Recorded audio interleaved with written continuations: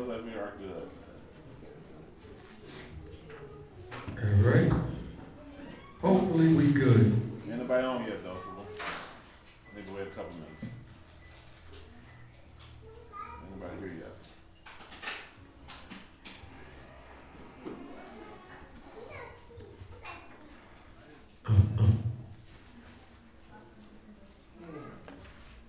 Question of the day. If you was here earlier, you can't answer.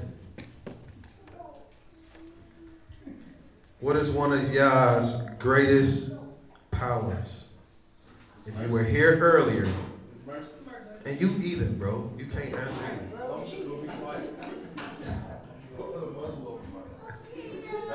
I didn't stipulate him not being able to answer, so. You didn't, that's why I said so. Yeah, he did. That was the correct answer. Anybody hear what he said? Mercy. Mercy. How is that one of Yah's greatest strengths? Is it because it's like he can literally smite us out? He has that power, but he has long suffering, and he can just, let that go and have grace on us and forgive us. I try to. Yeah, no, you're right. It takes more of an effort not to do what is exactly right. So what does that mean for us? The same thing I asked him earlier. What does that mean for us? What should we ought to be? We ought to be merciful. What is the payment for being merciful? Mercy. That's the payment for being merciful. It says, right, mercy, mercy, mercy, mercy, mercy. It says those that are merciful obtain mercy. So in a point or a place where you have power to do something, right? And you show forth mercy, you have received a token of mercy for when you're in a place where you're powerless. Make sense? So, all in all, be merciful, and you shall obtain mercy. We should be good to go, right? All right. You ready now? So instead I left off with a cliffhanger last time, so we're gonna go back into this from a different angle. Hey,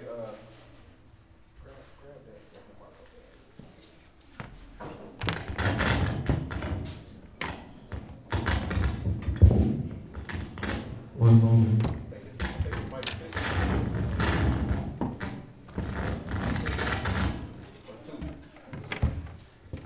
Yeah. Check 1, 2. Okay. So, got a couple of questions for y'all. Why do you think that Yah will allow this man or these men to come on the scene and slaughter so many people?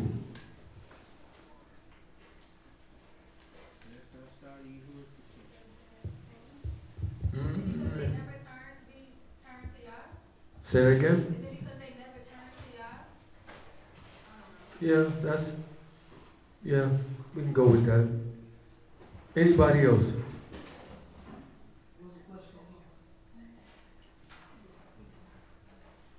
I said, why would Yah allow these 3 men to come on the scene and slaughter so many people? That was the question. No, we're talking about in the end time. We're talking about Satan, the false prophet, and the Antichrist. Why would he allow them to come on the scene and slaughter so many people? Because what happened? Something.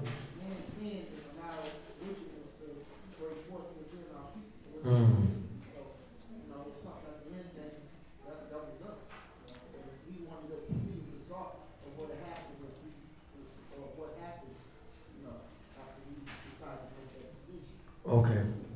Yeah. So, And he also said, like I said, he said you will die. If you choose sin, you will die. It's not necessarily something we think is going to happen right away, but death is the penalty, and that's payday. absolutely. Absolutely.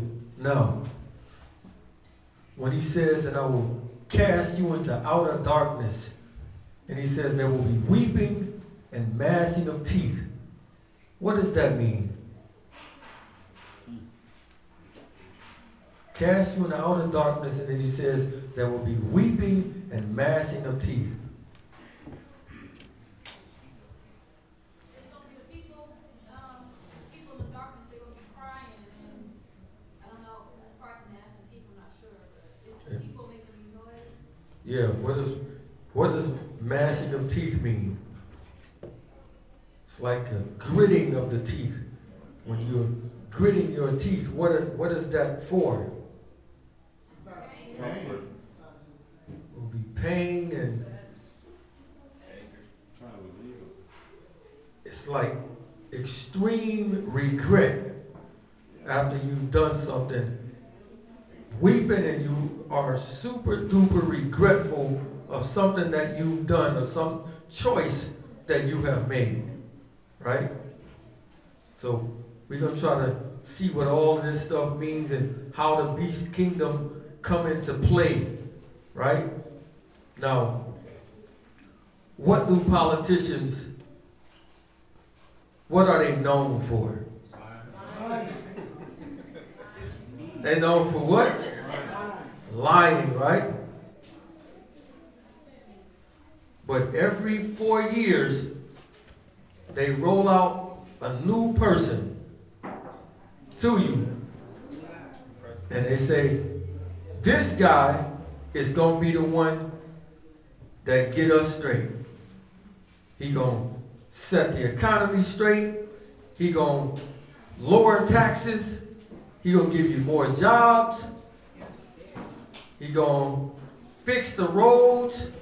You're going to have the infrastructure did, everything, right? Every one of them say the same thing, right? The last trump. And everybody still line up and go do it. Why?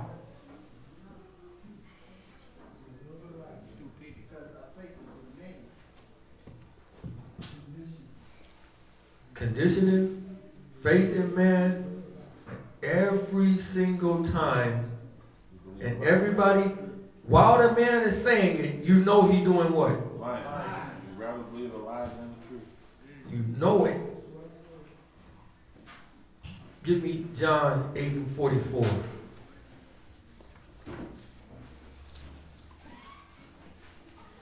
John chapter 8 and verse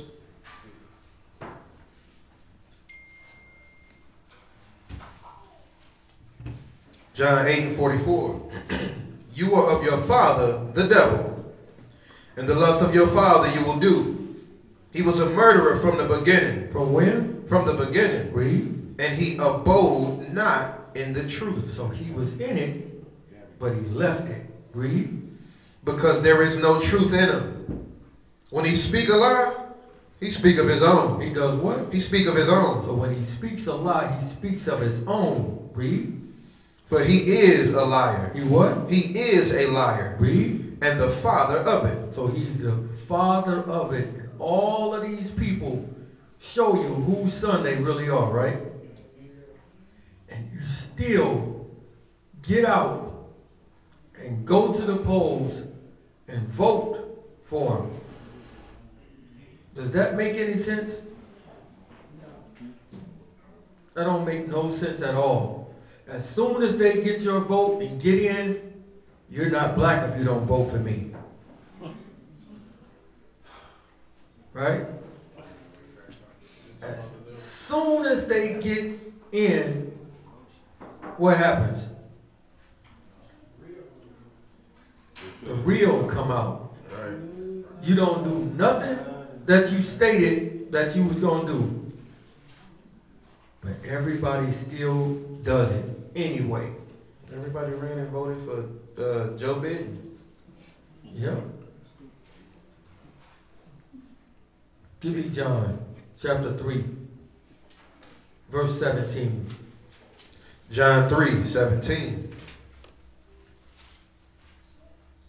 For Elohim sent not his Son into the world to condemn the world, but that the world through him might be saved. Might be what? Might be saved. Read.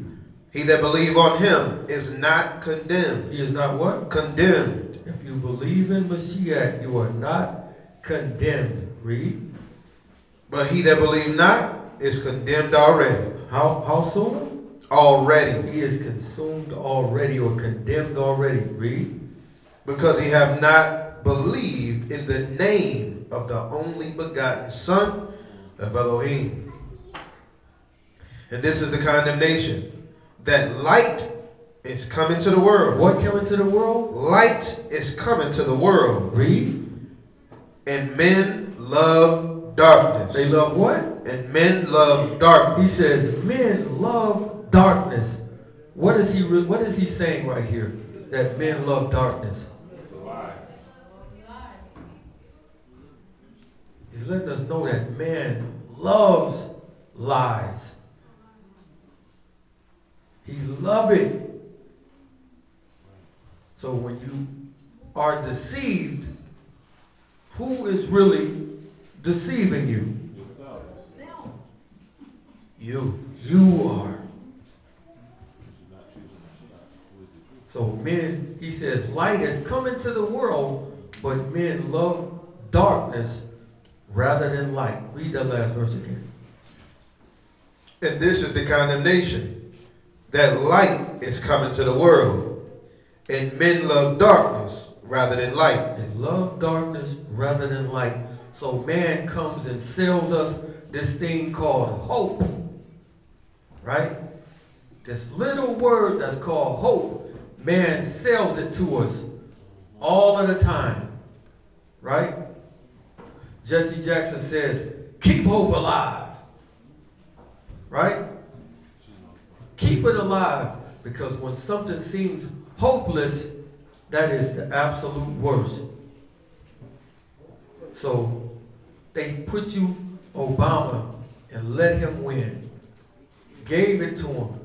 What did that do for black people? Gave them hope. Nothing. Gave them hope. It gave you a false hope. It made you think, see, we achieve it in this country. We can get there. I'm showing you, he's showing you that you can be the president one day. Not knowing that you got to sit on that couch. You got to sit on that couch. You got to do something in order to do that. And you got to mislead your people in order to get this position. Right? So again, these people are selling us hope. So things gotta be bad. Give me Luke 17, verse 26. So this kingdom is gonna go from prosperity to darkness. Luke 17:26. And as it was in the days of Noah, so shall it be also in the days of the Son of Man. So the same thing that they was doing back then has to come back forth. Everything that was happening then gotta happen again. Read. They did eat. They drank. They married wives. They were given in marriage until the day that Noah entered into the ark. Until what? Until the day that Noah entered into the ark. Read. And the flood came and destroyed them all. It did what? And destroyed them all. So a flood came and it destroyed them all. It took these people all away. Read. Likewise also, as in the days of Lot, they did eat. They drank. So notice he's keying in on eating and drinking, right? And both of these things, he keyed in on eating and drinking. Read. They did eat. They drank. They bought. They did what? They bought. Read. They sold. They planted. And they builded. But the same day that Lot went out of Sodom, What day was it? the same day that Lot went out of Sodom, Read. it rained fire and brimstone from Shamayim. It rained what? Fire and brimstone from Shamayim. You think they wasn't warned? But they were going about their regular life like nothing was happening. Noah was telling them and warning them, it's going to rain. What is that? They got their warning, but they was going about their daily, regular life. 2 Timothy chapter 3, verse 1.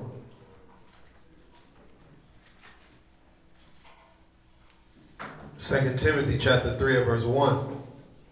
This know also, that in the last days, in the last days, Read. Perilous times. What kind of times? Perilous times. Perilous times. Read. Shall come. For men shall be lovers of their own selves. They're going to be what? Lovers of their own selves. Men going to be lovers of their own selves. What that make you automatically? Selfish, prideful. Read. Men shall be lovers of their own selves, covetous, boasters, proud, blasphemers, disobedient to parents, unthankful, unholy, without natural affection, truce breakers. So he's naming all these things off. You think that this was happening before the flood? And in Lot's time? Absolutely. Read. False accusers, incontented, fierce, despisers of those that are good, traitors, heady. So he says, despisers of those that are what? Good. Despisers of those that are good. Read. Traitors, heady, high-minded, lovers of pleasures. Lovers of what? Of pleasures. So you love pleasure more than what? More than lovers of Elohim. I asked a question a couple weeks ago. Do you love Yah more than you hate your enemy? It was silence. Because most people know they could answer it truthfully. Because you hate your enemy more than you love Yah. It's people that say, I don't give a damn, I just want the white man to die.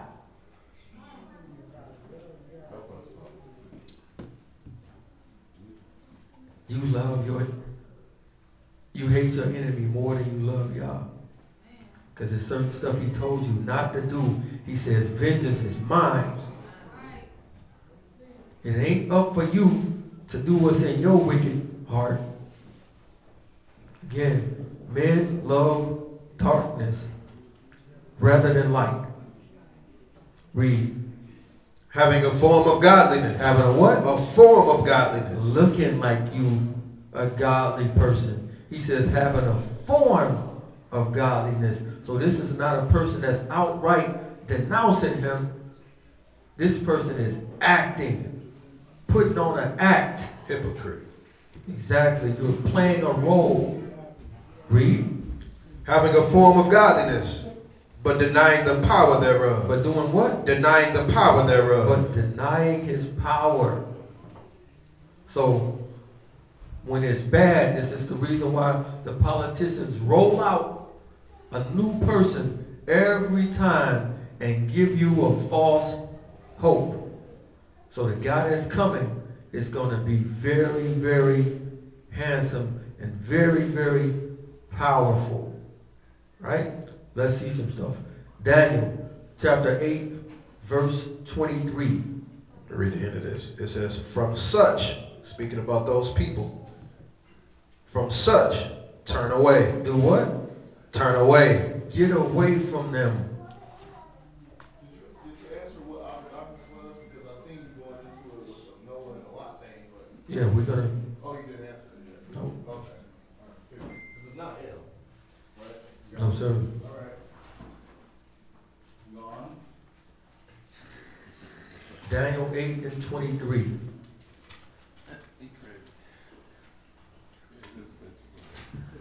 Daniel 8:23. And in the latter time of their kingdom, when the transgressors are come to the full. When the what? When the transgressors are come to the full. When the sins have come to the full. Read. A king of fierce countenance. What is that? A king of fierce countenance. A king of fierce countenance. What does that mean? What is countenance? Mean mug. Yeah, your face. But he says of a fierce countenance.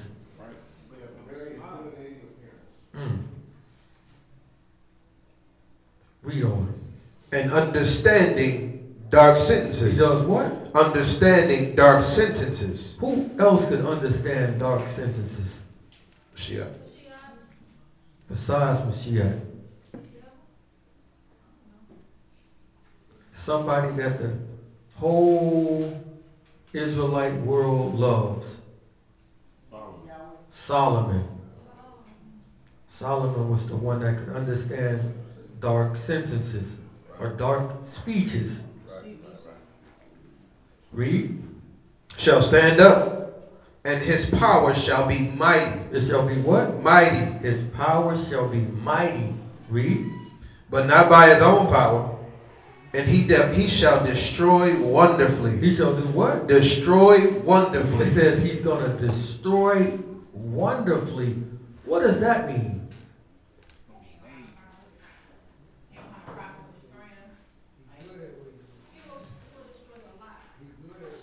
In crazy ways. Right, we're gonna see some stuff to make you understand that. What verse you at? This is verse 24. Read. He shall destroy wonderfully and shall prosper. He's gonna do what? Destroy wonderfully and prosper. He's going to prosper. There's a doctrine out here called the prosperity doctrine.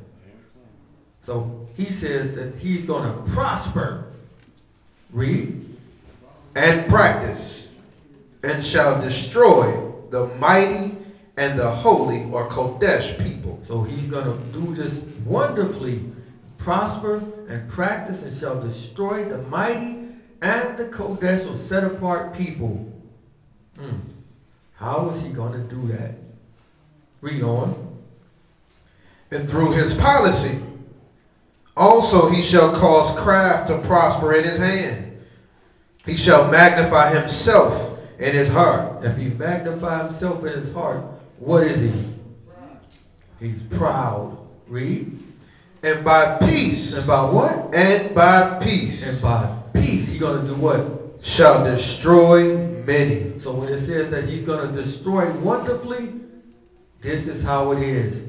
Now, how do you destroy somebody with peace? Sleight of hand. Because it's not with war. He's going to destroy you with peace. False sense of hope to make the wrong choice. He's going to destroy you with peace. Really, really think about that. Destroy you with peace. What you guys say? It's kind of like how things are going on now, like they're creating like one world order, our religions coming together, and let's have peace and love each other. Let's have, friendship and love of homosexuals and stuff like that. You're getting it. I call it transgress. It's the wrong choice. It's the peace of making peace. Yes, you're getting it. I like it. Read that verse again. And through his policy, also he shall cause craft to prosper in his hand. He shall magnify himself in his heart, and by peace shall destroy many. So by peace, he's going to destroy many. What you got up? Interpretations say, and destroy many who are at ease. Why would you be at ease? Like give you a comfortable lifestyle. Absolutely. Yeah, rock you to sleep. There you go. Right? So our law tells us to not do what with the other nations? Make no covenant, no league with them. He says, don't make a league with the other nations, or anybody else, give me Daniel chapter 11, verse 21. When you say don't make leave, you know, stuff like that, do that include like working for, you know, a person? Nah, because we can show you Daniel was in the government. So it's like what Joshua did. That's the type of lead that he's talking about. So we go back, and we would go back to Joshua chapter 6 or 7 or somewhere up in there. You'll see that Joshua did exactly what he wasn't supposed to do. This is going to happen at the end. That's why we got to know the law. Read what you got. Daniel 11, verse 21. Daniel 11:21. And in his estate shall stand up a vile person. What kind of person? A vile person. Vile person. Read. To whom they shall not give the honor of the kingdom. So when he comes in, he's not going to come in great, because they're not going to honor him at first. Read. But he shall come in peaceably. How are you going to come in? Peaceably. He's going to come in through peace. Read. And obtain the kingdom by flatteries. By what? By flatteries. What does flatteries mean? Smooth talking. Exactly. He tells you what you want to hear. And what's funny, he's going to tell everybody that, which is naturally going to be at odds, because everybody doesn't Yes. the same, but everybody's going to follow that man. Absolutely. Because it's coming from here. Remember I told you, men love darkness rather than light. That's crazy. So again, that thing that's inside of you, when you want something to be what you want it to be, even though you've shown that it's not that, that's what's going to get you. That's what's going to get you. It's something inside of us. Like this is very, very minute and silly. But back in the day, I used to really, really look up to Magic Johnson. He was my idol. Right? This is my idol. Right? But I knew after about 3 seasons, I knew that Michael Jordan was better than him. But I couldn't say it. It killed me to admit it. So instead of going with what I know is the truth, I'm going to stick with the lie and keep arguing about it. No, Magic averaged 21 points, 13 assists, and 9 rebounds. Jordan can't do that, even though I know this man better than him. That's the stuff I'm talking about. We all got it in us. When you got played by the girl at school, you knew it up front. Right? All the girls know Black Mike is doing it, and they do it anyway. You know what I'm saying? This is what I'm talking about. You got to get that thing out of us. If you don't get it out of you, it's going to be bad for you. It's going to be very, very bad for you if you don't get it out of you. Read what you left off at.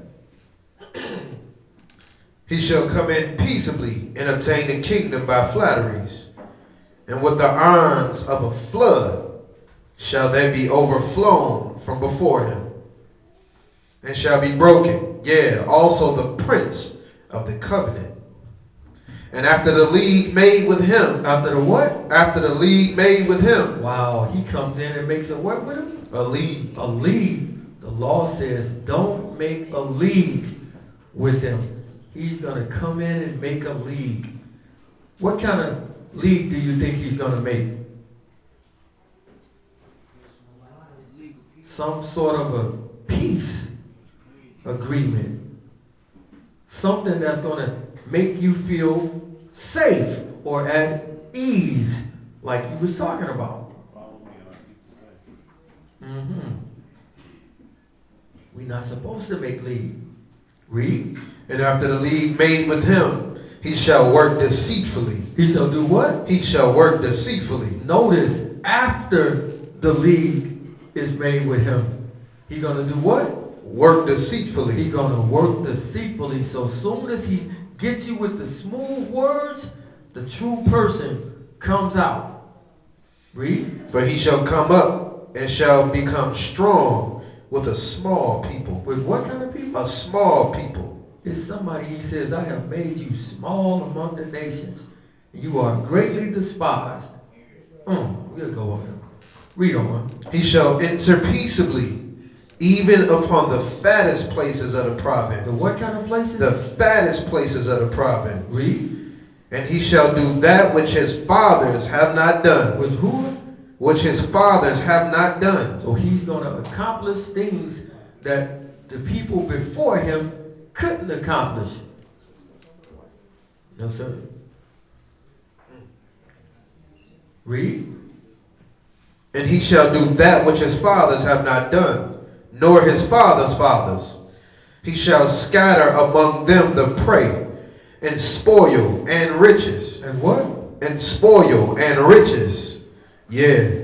He shall forecast his devices amongst the strongholds. So right here it says, and he shall scatter among them the prey, and spoil and riches. What does this mean? He's going to scatter among them the spoil and the riches. He will distribute all that to his followers. Welfare. Oh, he's going to give you stuff. Welfare state. Ain't that what we love?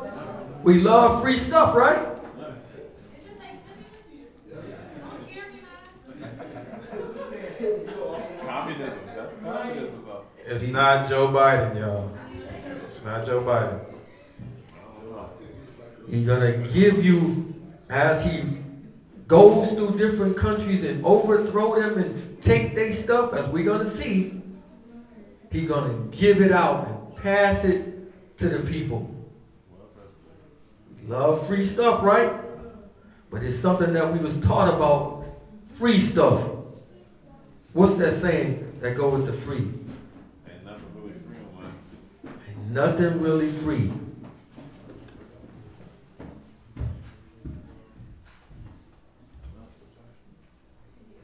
Oh, yeah. Absolutely. You in verse 25, right? Yep. See, finish that out. Well, that was the end of verse 24. He shall enter peaceably upon the fattest places of the province.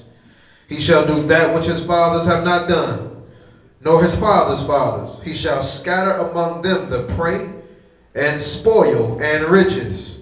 Yea, he shall forecast his devices against the strongholds, even for a time. Even for what? For a time. Even for a time, like a year. Read. And he shall stir up his power and his courage against the king of the south with a great army. And the king of the south shall be stirred up to battle with a very great and mighty army, but he shall not stand. For they shall forecast devices against him. So he is not going to rule the world because he's going to be in opposition with some other people. But I want us to focus on the peace, the peaceful person. Get Revelation chapter 6, verse 1. Y'all watching the movie in y'all head while we read this? I don't understand the verse 25. And he shall, this is one of the wars that he is going to be in. So he shall stir up his power and his courage against the king of the south. He is, quote unquote, the king of the north. North is Turkey, where all of the stuff is at. So he's going to be in a war with the south, with the southern kingdom, or not the southern kingdom, but a kingdom from the south. And they're going to be going back and forth. But eventually, he's going to take them out. All right. Revelation 6 and 1. Revelation 6 and 1. And I saw when the Lamb opened one of the seals, and I heard as it were the noise of thunder, one of the four beasts saying, Come and see. And I saw, and behold, a white horse. What kind of horse? A white horse. When you think of a white horse, what do you think of? and something heroic, Royal. right? Something royal, something heroic. So somebody comes riding on a white horse. Read. And he that sat on him had a bow. He had what? A bow. Read. And a crown was given unto him. So notice, he has a bow in his hand, but there's no what?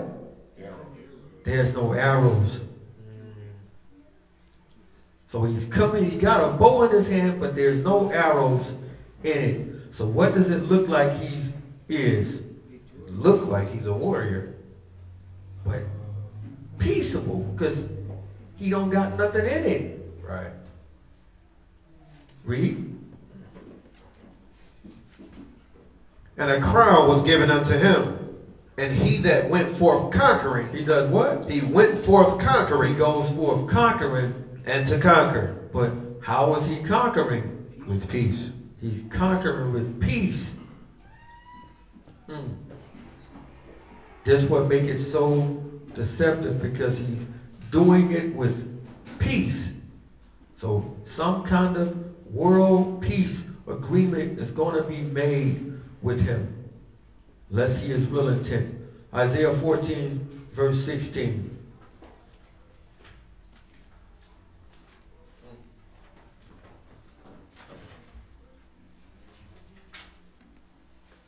Isaiah chapter 14 and verse 16.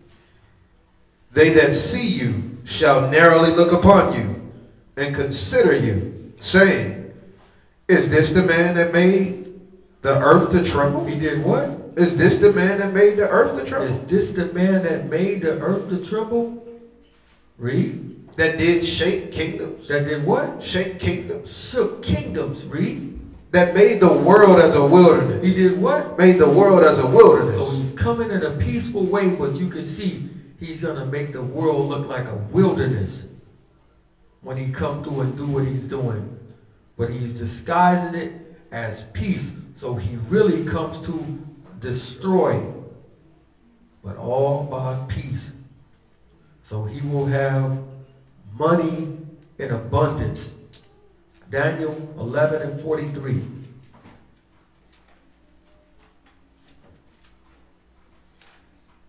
Daniel chapter 11 and verse 43. But he shall have power over the treasures of gold and silver. Over what? The treasures of gold and silver. So he's got the power over the treasures of gold and silver. Read. And over all the precious things of Egypt. Of where? Of Egypt. That must mean he conquered Egypt. So he's taken all their silver and their gold and distributed it to the people. Read. And the Libyans and the Ethiopians shall be at his steps. Shall be what? At his steps. They're going to be at his steps. So again, he's going to conquer places, take their spoil, and then distribute it to the people and give it out. A Robin Hood type of thing.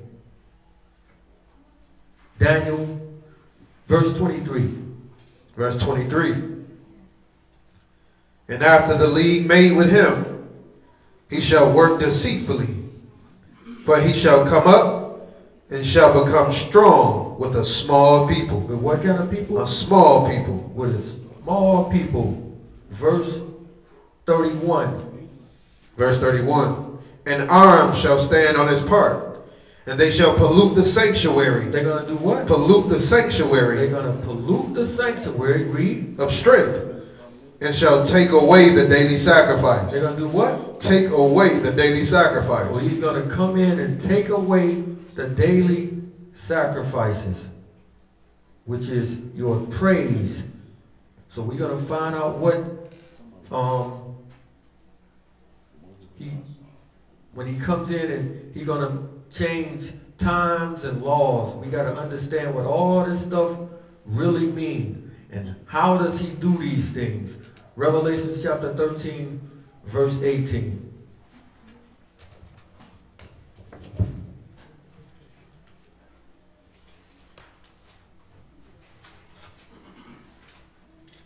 Revelation chapter 13 and verse 18. Here is wisdom. Here's what? Here is wisdom. Here is wisdom. when you hear the word wisdom, who comes to your mind? Solomon. Solomon. Read. Here is wisdom. Let him that have understanding. Let him have what? Let him that have understanding. Read. Count the number of the beast. For it is the number of a man. And his number is 666. Which is 666. So this is directly trying to make you look at the 666 and somebody with wisdom and understanding. What does Solomon's name mean? Peace. What it mean? What? Peace. It means peace. So how is this guy destroying you? Peace. Through peace, right? Get 1 Kings chapter 3 and verse 5.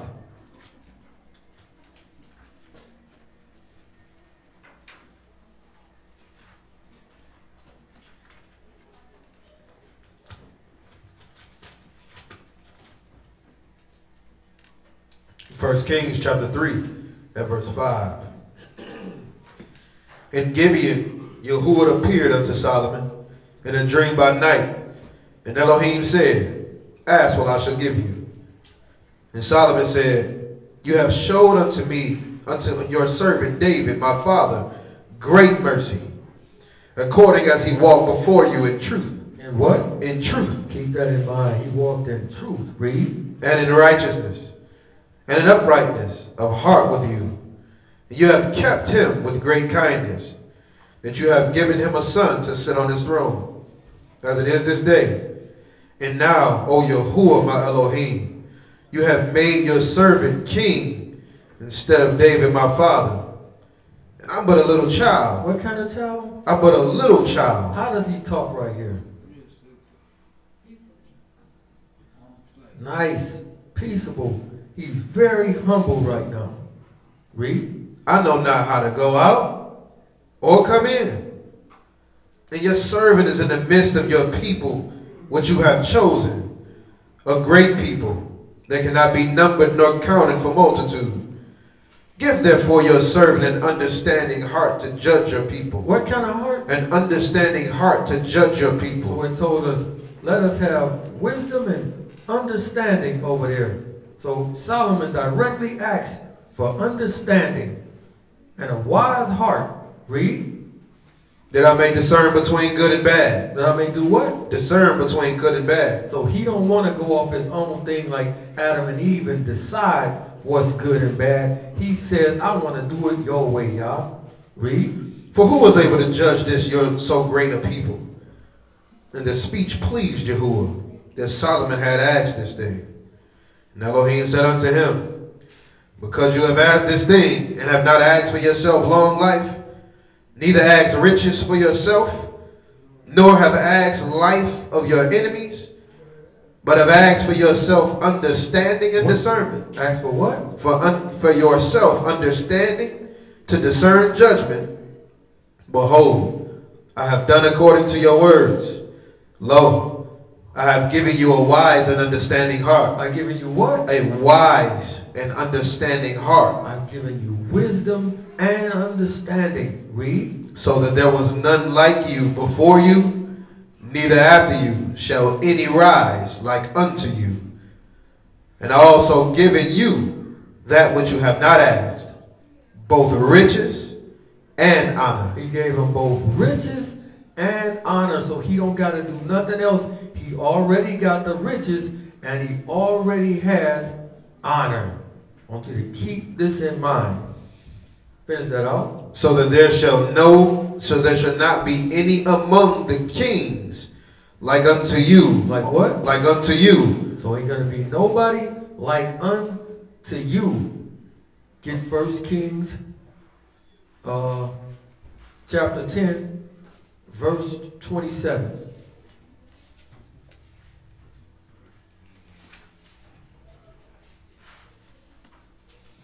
First Kings 10:27.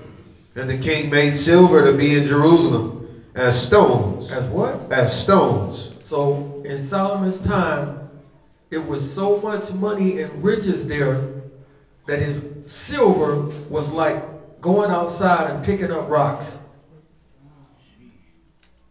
This is how much money was there while he was on the throne. And the kingdom prospered.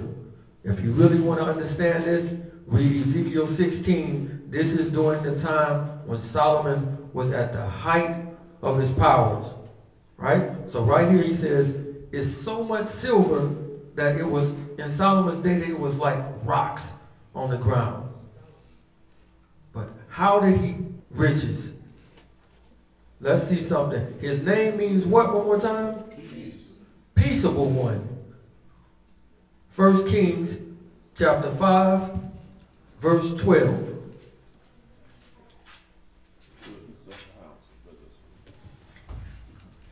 First Kings 5 and 12. And Yahuwah gave Solomon wisdom. He gave him what? Wisdom. Read. As he promised him. And there was peace between between Hiram and Solomon. So this is another guy that we should make a league with, right? Read. And they two made a league together. He wasn't supposed to do that. Read. And King Solomon raised a levy out of all Israel. He did what? Raised a levy out of all Israel. What is a levy? Tax. It's not a tax. A labor force.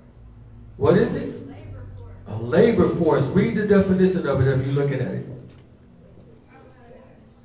Yeah, I get you. We got to see something.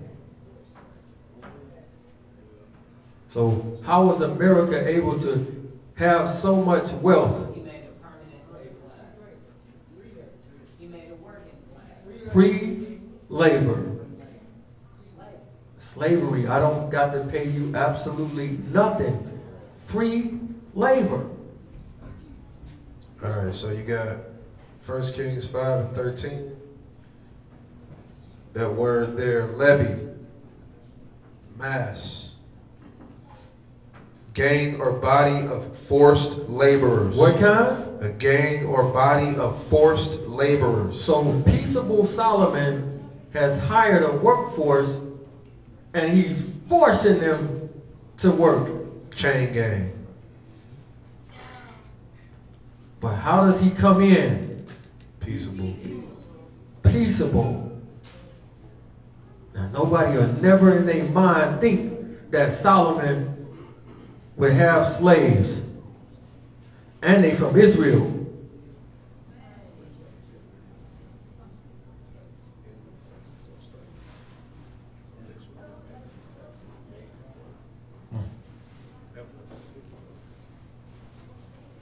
Forced labor. Go back to that verse. And Solomon raised a levy out of all Israel. And the levy was 30,000 men. How many? 30,000 men. So he has a slave force of 30,000 men. Right? 30,000 men that's forced into labor. But he don't got to pay them nothing. So that same word levy, let's see it somewhere else. Get Exodus chapter 1, verse 10. Would you be able to say like why he did that? Did he just get too prideful? Like that's what it was? Okay. It's showing you the same exact actions of the other guy. It's the rise of his power. So would you say that Solomon was like a free? Okay. Yep. Absolutely. That's crazy. Exodus chapter. What you got? Was it because he made a league with the, who was he making the league with? Haram. Around, what was he? I think he was a Philistine, if I'm not mistaken. He's one of the other nations. But he knows that we're not supposed to make a league with them. Solomon's, Right. because he got wisdom and understanding. And he was a king. He's a king. He's King. supposed to write the law. So he knows better. But his actions are to show you somebody else. Right?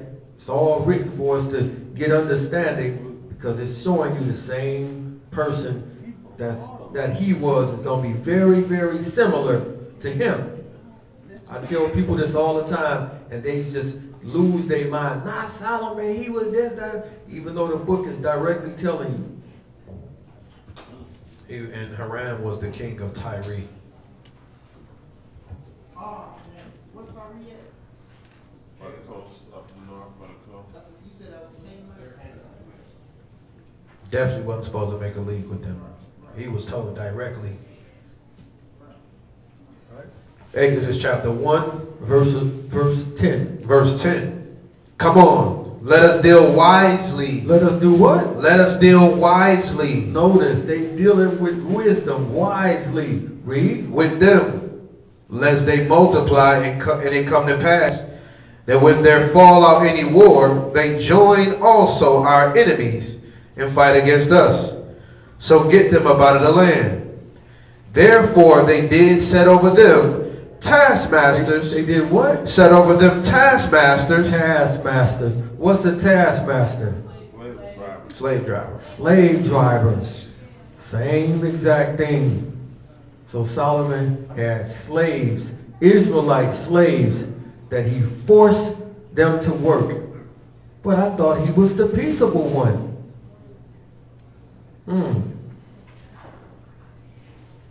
Solomon followed this. 1 Kings chapter 10, verse 14.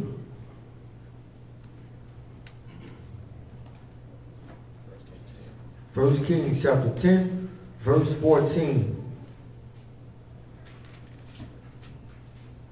1 Kings chapter 10 at verse 14.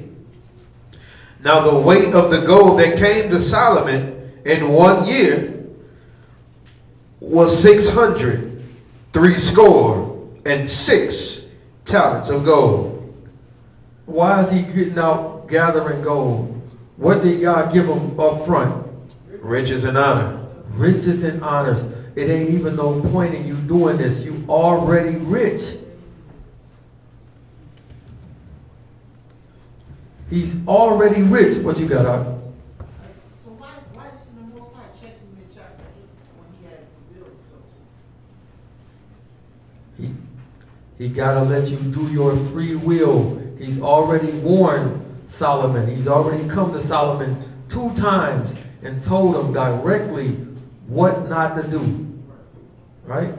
So everybody got to do their own free will. I warn you not to do it. Now, I give you over to what you do, as we're going to see. And he was just responding mostly to his prayer. You know, he was like Solomon gave a prayer saying that, you know, wherever Israel is, when they face this temple. Right. I got you. So was he just responding to the prayer? He wasn't Yeah. dealing with everything else he was doing. Exactly. Because now he letting your stuff got to pile up. We're going to see that. You got something? Just wondering about what the law is about having an Israelite slave, isn't it? The way he treated them or what way you acquired them. Yeah, if you do that with you're not supposed to make them serve with rigor. It don't supposed to be hard. It's supposed to be like a job. But it wasn't, as we're going to see. Also, he's not supposed to put Gentiles on. Exactly. So Solomon is a king. Kings write the law. Therefore, you know it, and Yah has given you extra understanding because this is what you asked for, right? So we get in 1 Kings chapter 10, verse 14, right? Again, now the weight of gold that came to Solomon in 1 year was 636 talents of gold. Do we think that this is a coincidence, that it's the exact amount of gold or the exact number that Revelation 13:18 is talking about? He's trying to make you go back here and study this so you can understand what's coming. So now that he's done all of this, he has turned on the people. They says with great power, what happens? Great responsibility. Then it says with power corrupts, but absolute power does what? absolutely corrupts. So he has it. So now he's going to turn on the people. 1 Kings chapter 12, verse 3. 1 Kings chapter 12 and verse 3. That they sent and called him and Jeroboam, and all the congregation of Israel came, and spake unto Rehoboam, saying, Who is Rehoboam? Solomon's son. Solomon's son. So Jeroboam and Rehoboam. Rehoboam is Solomon's son. Read. Your father, Solomon, made our yoke grievous. He did what? Made our yoke grievous. But I thought he was the peaceable one. He made the yoke grievous. Mashiach says, take my yoke, it is light. Right here he says they made it grievous.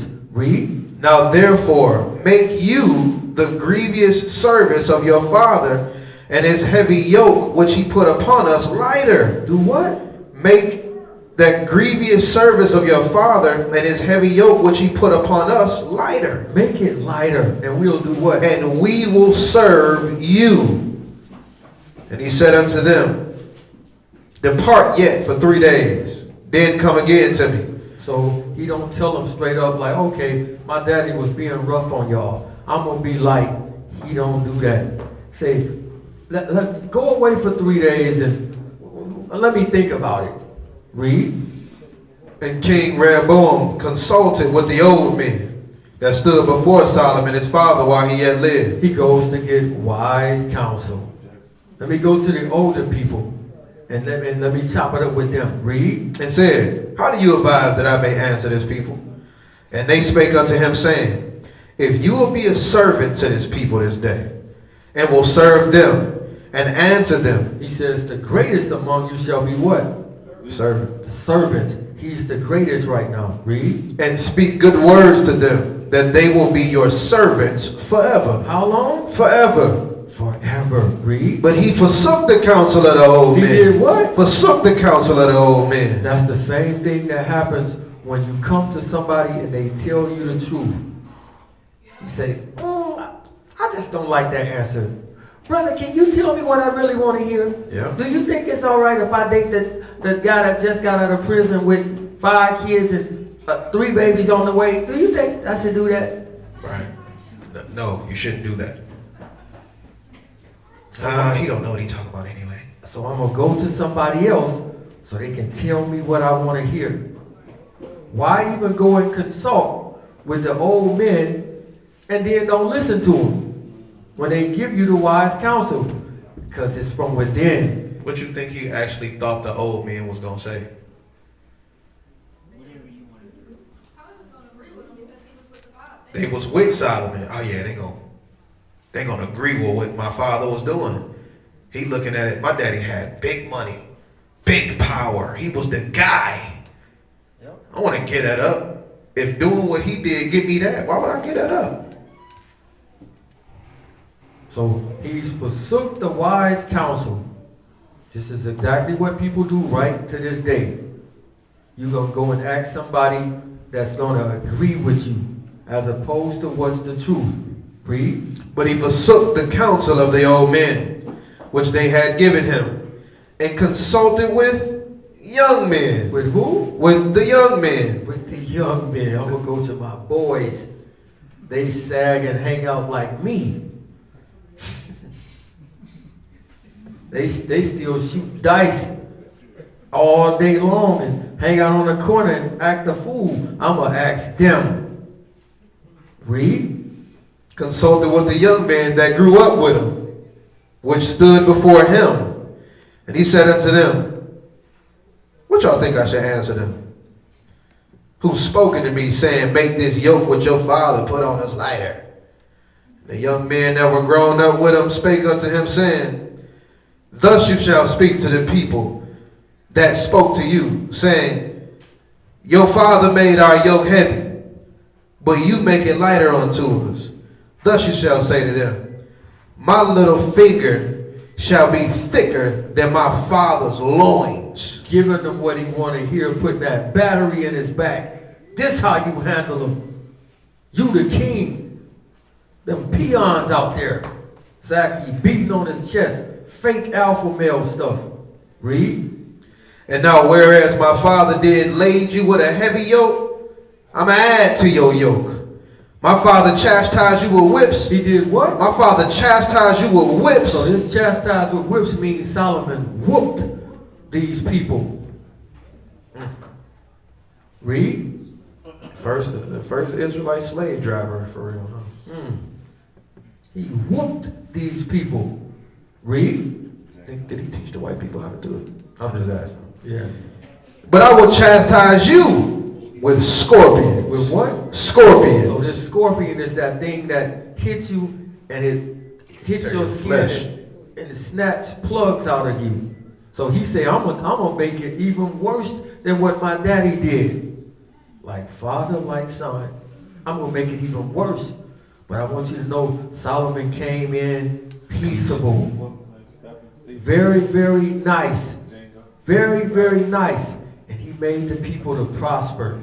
But when they prospered, they walked away from Yah.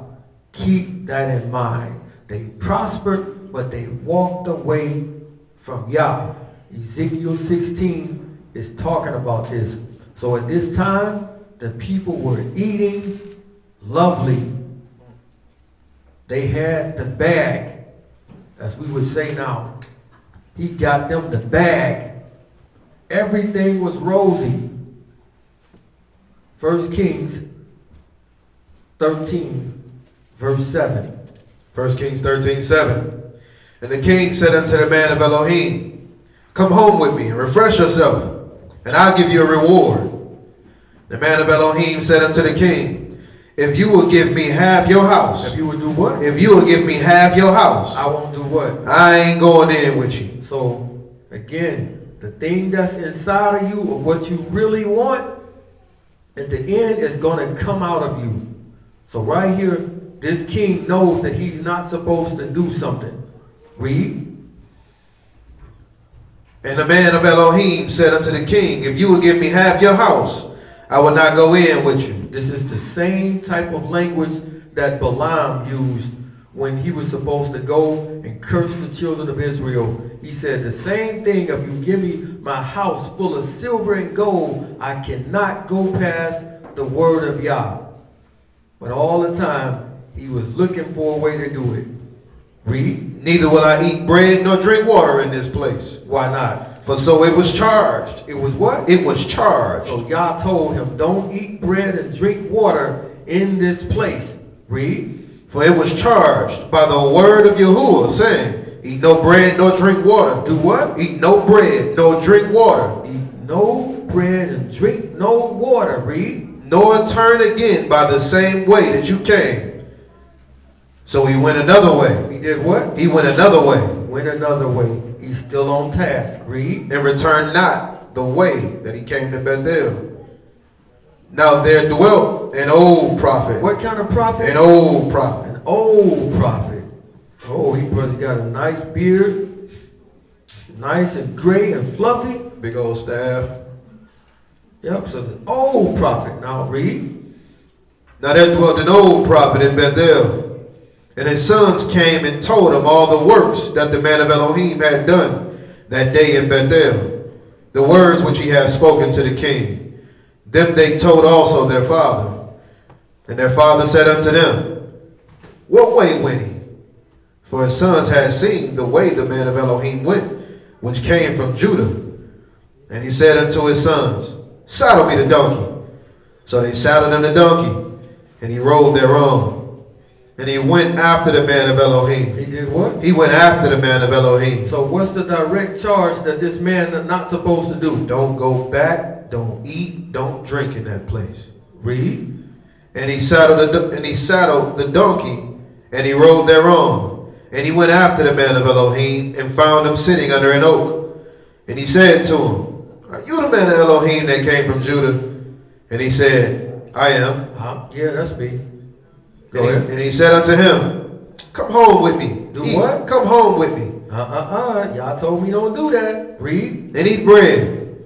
And he said, I may not return with you, nor go in with you, neither will I eat bread nor drink water with you in this place. In what place? In this place. Read. For it was said to me by the word of Yahuwah. By who? By the word of Yahuwah. Read. You shall eat no bread or drink no water there, nor turn again and go by the way that you came. He said unto him, I'm a prophet also. I'm what? I'm a prophet also. I don't care if you are a prophet. I know what he told me. Read. I'm a prophet also as you are. And an angel spake to me by the word of Yahuwah. Who told me this? An angel Read. spake unto me by the word of Yahuwah, saying, bring him back with you into the house, that he may eat bread and drink water. But he lied to him. He did what? But he lied to He him. lied to him. If you follow Yah's word, what will happen? You will know the lie. Read. So he went back with him. He did what? So he went back with him. What made him go back with him? What was in his heart? He wanted to go in the first place. It was in his heart. It was in his heart. He's just following what he wanted to do in the first place. So you walked away from a direct commandment so you can follow after your heart. Right. He said that Yahuwah told him not to go back. But this dude come and say, an angel of Yahuwah told me. He ain't big enough. Yah himself told me this. Exactly. Again, it's showing what's in you. That's what's going to get you at the end. That's what right. you want to do. Because that's what you want to do. Men love darkness rather than light. What verse you at? This is verse 20. Read. And it came to pass as they sat at the table that the word of Yahuwah came unto the prophet that brought him back. So now Yah is actually talking to the false prophet. He ain't telling this before, but now he really talking to him. Read. And he cried unto the man of Elohim that came from Judah, saying, Thus saith Yahuwah, for as much as you have disobeyed the mouth of Yahuwah, and have not kept the commandment which Yahuwah Elohim have commanded you, but came back and ate bread and drunk water. I can imagine this dude like, oh man. And drank water in this place of which Yahuwah did say to you, eat no bread and drink no water, your carcass shall not come unto the sepulchre of your fathers. Your what? Your carcass shall not come to the sepulchre of your fathers. To hear these words after you know you just broke a direct commandment because of what was in your heart, because you wanted to go back and eat bread and drink water over food, over some food, you about to lose everything because that's what was in your heart in the first place. And you went against it and you knew better. So what is in your heart is going to deceive you. Daniel chapter 8 verse 24 again.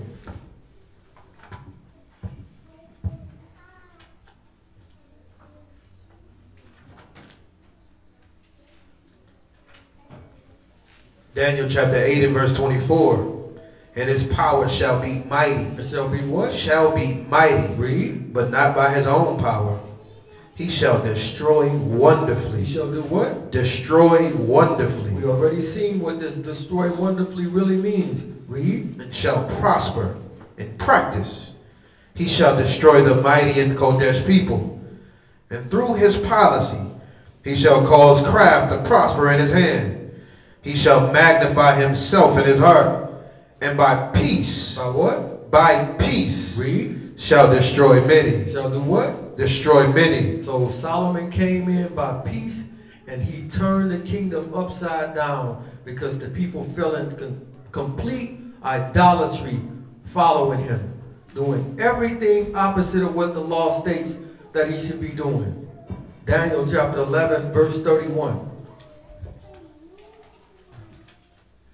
Daniel 11 and 31. An arm shall stand on his part. They shall pollute the sanctuary of strength, and shall take away the daily sacrifice. Which is the praise, read. And they shall place the abomination that make desolate. So suddenly, he's going to flip into who he really is. Read. And such as do wickedly against the covenant shall he corrupt by He's flatteries. going to do what? Corrupt by flatteries. Still using the flatteries. Corrupt by flatteries. Read. But the people that do know their Elohim shall be strong. Shall do what? Be So strong. the people that know they Elohim, how do you know Yah? If you keep his commandments. He said, but the people that know they Elohim, read. Shall be strong and do exploits. They that understand among the people shall instruct many, yet they shall fall by the sword. That they shall do what? Yet they shall fall by the sword. Who is this killing them? The same person that came in with the peace.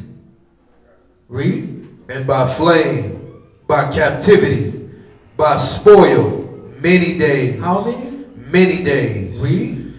Now when they shall fall, they shall be hoping with a little help, but many shall cleave to them with They're flatteries. going to do what? Many shall cleave to them with flatteries. Still doing the flatteries, telling you something that you might want to hear. Read. And some of them of understanding shall fall, to try them, to purge, and to make them To white. make them what? To make them white, Read.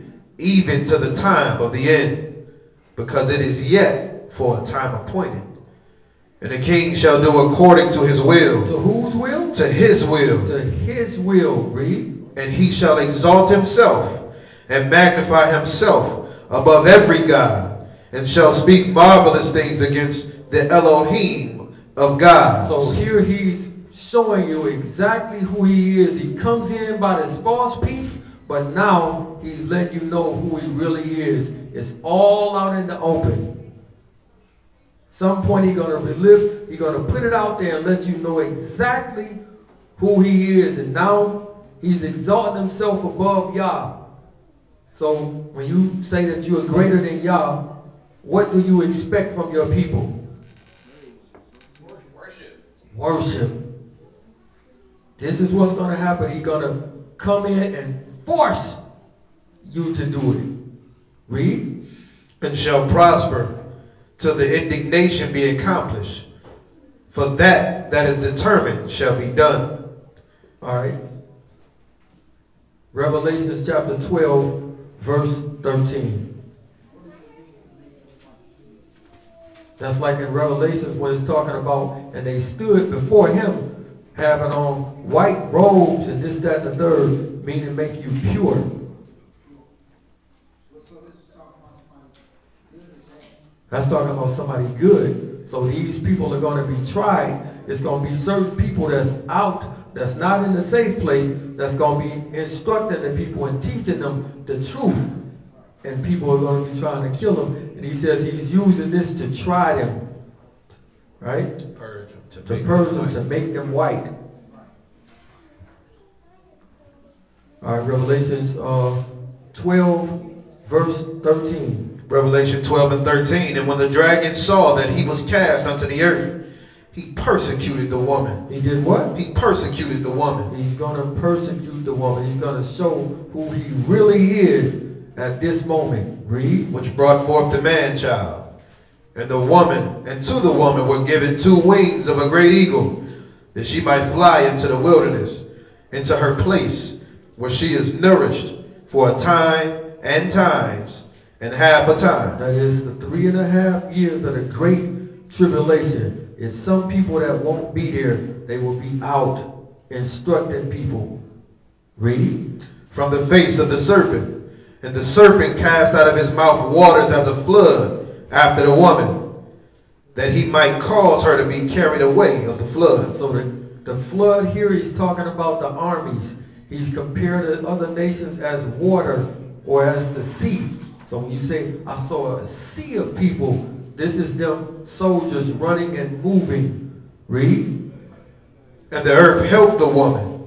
And the earth opened her mouth and swallowed up the flood, Korah. Read. which the dragon cast out of his mouth.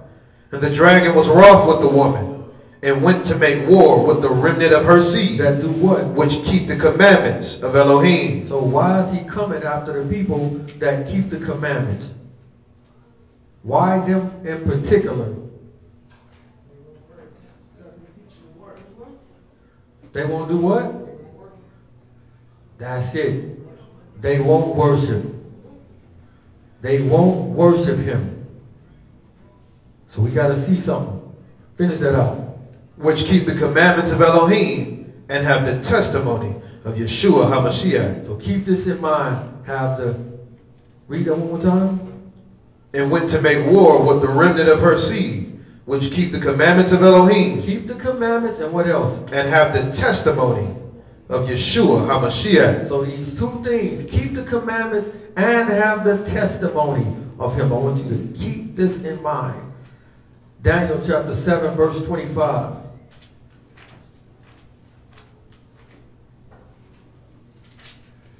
Daniel chapter 7 and verse 25. And he shall speak great words against the Most High. You're going to do what? Speak great words against the Most High. No more playing around. I'm going to speak against him. I'm going to let y'all know I'm the greatest. Read. And he shall wear out the saints of the Most High. You're going to do what? Wear out the saints of the Most High. Meaning he's going to kill the saints or the holy set apart people. Read. And think to change times and laws. You're going to do what? Think to change times and laws. What does this mean? Well, that's Constantine. Yeah, Constantine did this back there. What does this mean? He says he's gonna think to change times and laws. What does this mean? And can we see this anywhere? Like the eternal laws of the Shabbat and how we thus had everything set up. Mm-hmm. What you got, Yoran? Go ahead. He's gonna try to pencil it into written law, just like when they sent the decree out to kill the kids. That man been in my notes. He You been in my notes. just understand. Remember when your book went missing? I knew it. Now you're very false witness. I ain't say that. I just said remember when your book went missing. So he gonna make it legal. He gonna send a So- warrant out. Said through his policy. Let's see it. Get me, because there's nothing new under the sun. Yes, sir. Everything is just a repeat. So that's why we got to look at the book and make sure we know what it's talking about and go through it instead of making stuff up. Daniel chapter 3, verse 1. Daniel chapter 3 at verse 1. Nebuchadnezzar the king made an image of gold, whose height was 60 cubits, and the breadth thereof 6 cubits. What does our law say about making an image? Don't. You say don't do it. Read. He set it up in the plain of Dura, in the city of Babylon. The Ra means circle. It's some people that worship in a circle. Read on. Then Nebuchadnezzar the king sent to gather together the princes, the governors, the captains, the judges, the treasurers, the counselors, the sheriffs. Who are these people? People with power, These are people with power and what? rulership. Influence. So whatever they do, the people follow it. Read. And the rulers of the province is to come to the dedication of the image. Come to Hanukkah. The dedication of the They image, come into the Hanukkah of the image. Read. which Nebuchadnezzar the king had set up.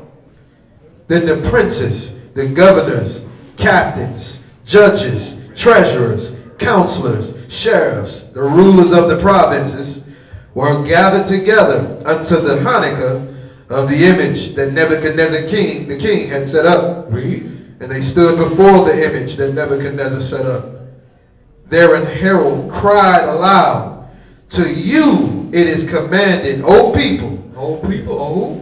O people, Read. nations, Different people, nations. Read. and languages, And languages. No matter what language you speak, we got you. Read. that at what time you hear the sound of the cornet, the flute, harp, sackbut, psaltery, dulcimer, and all kinds of music, And all kind of what? and all kind of music, Read. you fall down. You do what? You fall down And do what? and worship the golden And image. do what? You worship the golden image. You worship the golden image.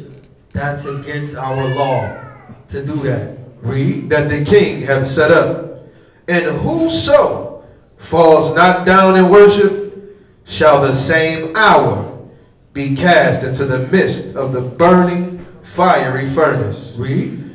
Therefore at that time when all the people heard the sound of the cornet, flute, harp, sackbut, psaltery, and all kinds of music, all the people, the nations, and languages fell down in worship. They did what? Fell down in worship. So when we stayed in Egypt 5 times a day, the loudspeaker went off, and there was a live person inside every one of them mosques singing a song super duper loud.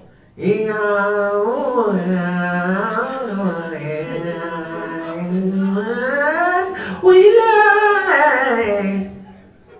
Everybody stop what they was doing and fall down and worship. Midnight, 3 o'clock in the morning, don't matter. When they come on, if you up, them people is getting down on that floor and worshiping. Same exact thing. Read. And whoso fall not down in worship shall the same hour be cast into the midst of the burning fiery furnace. Therefore at that time, when all the people heard the sound of the cornet, the flute, the harp, the sackbut, psaltery, and all kinds of music, all the people of the nations and the languages fell down and worshiped the golden image that Nebuchadnezzar the king set up. Wherefore at that time certain Chaldeans came near. Certain what? Chaldeans Read. came near and accused the Yahudim. They did what? They accused the Yahudim. So when you don't do it, they're going to report you. Read. They accused the Yahudim. They spake and said to the king Nebuchadnezzar, O king, live forever. You, O king, have made a decree. Made a what? Have made a decree. What is a decree? A law. You put it into law. Remember it says you shall think to change times and laws. So you write it into law. Read. That every man that shall hear the sound of the cornet, flute, harp, sackbut, psaltery, and dulcimer, and all kinds of music, shall fall down and worship the golden image. And whoso fall not down and worship, that he should be cast into the midst of a burning fiery furnace. There are certain Yahudim. There what? There are certain Yahudim. Read. Who you have set over the affairs of the province of Babylon. Shadrach, Meshach, and Abednego. Jokes. These men, O king, have not regarded you. They serve not your gods. They do what? They serve not your gods, nor worship the golden image which you have set up. So people is reporting them and letting them know that they're not following the law. Right. They ain't following the law.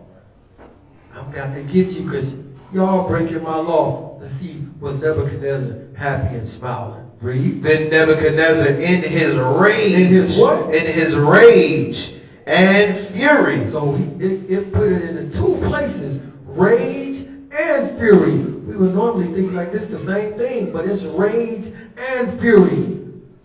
So because they are now breaking this law that they have put into place, he shall think to change times and laws. Give me Daniel chapter 6, verse 1. Daniel 6:1.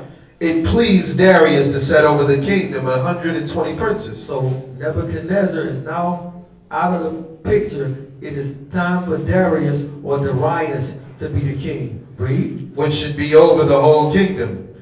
Over these 3 presidents. Over what? Over these 3 presidents. So they had presidents. Read. Whom Daniel was first. That the princes might give accounts unto them. So Daniel was great in this kingdom, right? He got great power in this. If Daniel was in our time right now, what would the people call him? A coon. Hey, we were just talking about this earlier. He would be considered, he a sellout. Daniel in there. Right? This is what he would be considered. But we know better. Same thing when Jeremiah got preferable treatment. They would have said the same thing about him. That's an Uncle Tom, that's a coon in there. But we know Daniel not. Right? We know that he not. Read. Then this Daniel was preferred above the presidents and princes, because an excellent ruach was in him. And the king thought to set him over the whole realm. Over what? The whole realm. Over the whole realm. Read. Then the presidents and princes sought to find occasion against Daniel. So they jealous. They know they are envious of him. Read. Against Daniel concerning the kingdom. But they could find none occasion nor fault. For as much as he was faithful, neither was there any error or fault found in him. So they can't find nothing wrong with him. They searching and looking. We gotta find something wrong with this dude. Read. Then said these men, we shall not find any occasion against this Daniel, except we find it against him concerning the law. Concerning what? The law. Concerning the law. Read. Of his Elohim. Then these presidents and princes assembled together the king and said unto him, King, live forever. Do what? Live forever. That's the same thing they told Nebuchadnezzar. King, live forever. Read. All the presidents of this kingdom, the governors, the princes, the counselors, the captains, have consulted together to establish a royal statute and to make a firm decree that whosoever shall ask a petition of any god or man for 30 days. For how long? For 30 days. Read. Except of you, O king. Except of who? Except of you, O king. So they came to him both with flatteries. And they puffing them up. This ain't even on his mind. They puffing them up. Read. He shall be cast into the den of lions. Now, O king, establish this decree. Sign the writing that it be not changed. Do what? Sign the writing that it be not He changed. shall think to change times and laws. Read. According to the law of the Medes and the Persians. According to Yah's law. According to the law of the Medes and the Persians. Read. Which alters not. Which what? Which alters not. Read. Wherefore King Darius signed the writing. Do what? Signed the writing. They're going to sign something into law. Read. And the decree. Now when Daniel knew that the writing was signed, So he already knows that this writing is signed. What does Daniel do? he went into his house, And closed the doors and kept quiet. and his windows being open, Wait a minute, he got his windows open? Read. his windows being open in his chambers towards Jerusalem, he kneeled upon his knees 3 times a day. How many? 3 times a day. Read. And prayed and gave thanks before his Elohim, as he did aforetime. As what? As he did aforetime. He's continuing what he always do. Read. Then these men assembled. So they spying on him. They know that we can only get him according to this. We can't get him in no other way. So they spying on him. Read. Then these men assembled and found Daniel praying and making supplication before his Elohim. So now they find him breaking the king's law. So we know that they threw him in the lion's den. Let's get one more. Esther chapter 3, verse 1. And we know that Yah delivered Meshach, Abednego, and the other one. We know that he got Daniel out there. He stopped the mouth of the lions, right? So we see it again. Esther chapter 3, verse 1.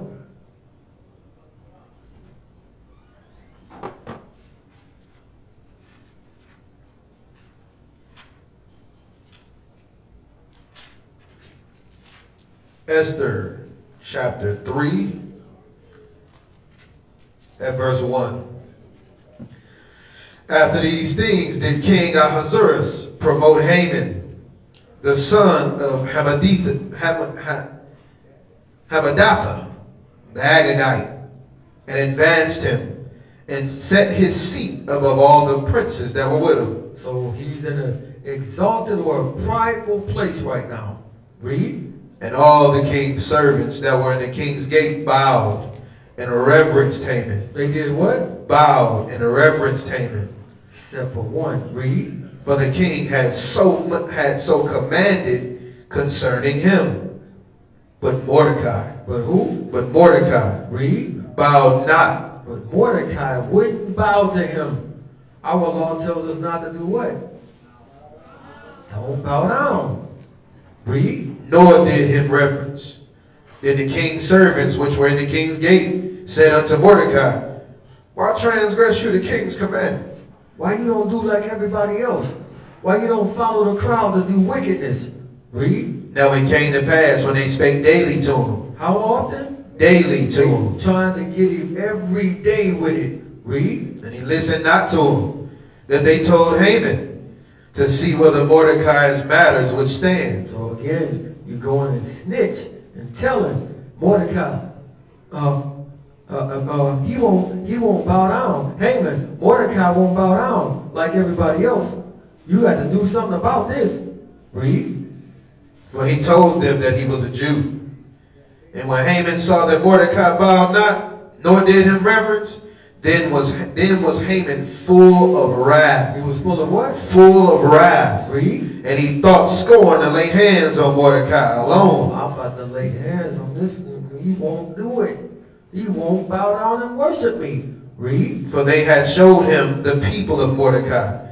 Wherefore Haman sought to destroy all the Yahudim. He sought to do what? Destroy all the Yahudim. So because this one man won't bow down to him, he says, I'm going to destroy every one of them.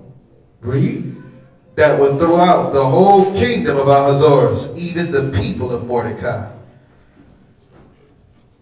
In the first month, that is, the month Nisan, in the 12th year of the king Ahasuerus, they cast pur, that is a lot, before Haman from day to day, and from month to month. What verse you in? That's verse 7. Read verse 8. And Haman said unto King Ahasuerus, there's a certain people scattered abroad. There's a what? A certain people scattered abroad. Who is this certain people?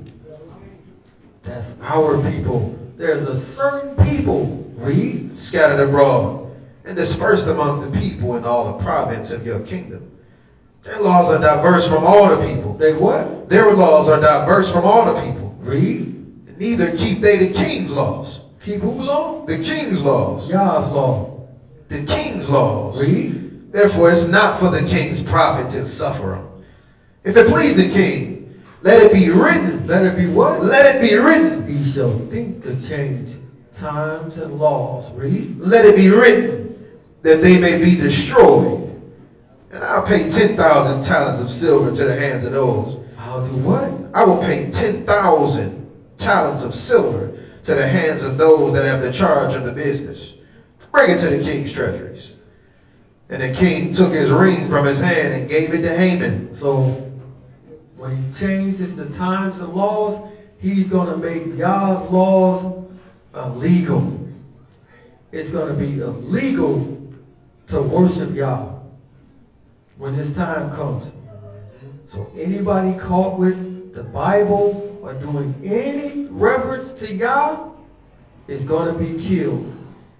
That's what this is actually talking about. Yah's law will be illegal to do it. It's already shown this. Now, we see that food is a major thing in this. It's a big part of this. Revelation 13:17. You said what's the big part? Food.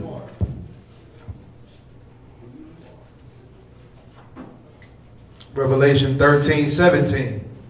And that no man might buy, Might do what? might buy or sell, except he had the mark or the name of the beast or the number of his name. So he says no man is going to buy or sell. Now, in another lesson that I done, I showed that the buying and selling is a spiritual thing. But I'm going to give you an alternative with this, because he is going to be selling lies, right? And people is going to be buying it. But I'm going to give you an alternative to this. Revelation chapter 6, verse 6. Revelation 6 and 6. And I heard a voice in the midst of the four beasts say, a measure of wheat for a penny. A measure of what? A measure of wheat for a penny. That means a day's wage for a loaf of bread. Read. And 3 measures of barley for a penny. For what? 3 measures of barley for a penny. So what does this sound like going on with the food right here? Inflation.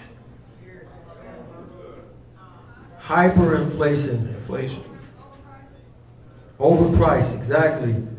And it's going to become scarce. Matthew chapter 24, verse 7.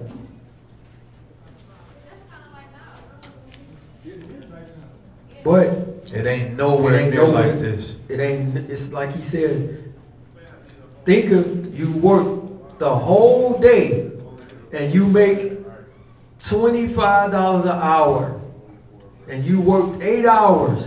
So you done made almost $200. That's what it costs you to buy that loaf of bread. That's what it's talking about. Nowhere near there. Listen, And believe me, the dude is so arrogant, he don't want you to say, I handed this to you. He is going to bring it in himself. I'm not piggybacking off of you. He's too arrogant and too prideful to pick it up from somebody else. So what you're seeing now is nothing. Absolutely nothing. Nothing. Read where you at. Matthew 24, you said 7 or 17? Verse 7. Verse 7. For nation shall rise against nation, and kingdom against kingdom, and there shall be famines. There shall be what? Famines. Famines. So when we hear of famines, if we follow the pattern that Yah says, what's the greatest famine in the book that you can remember?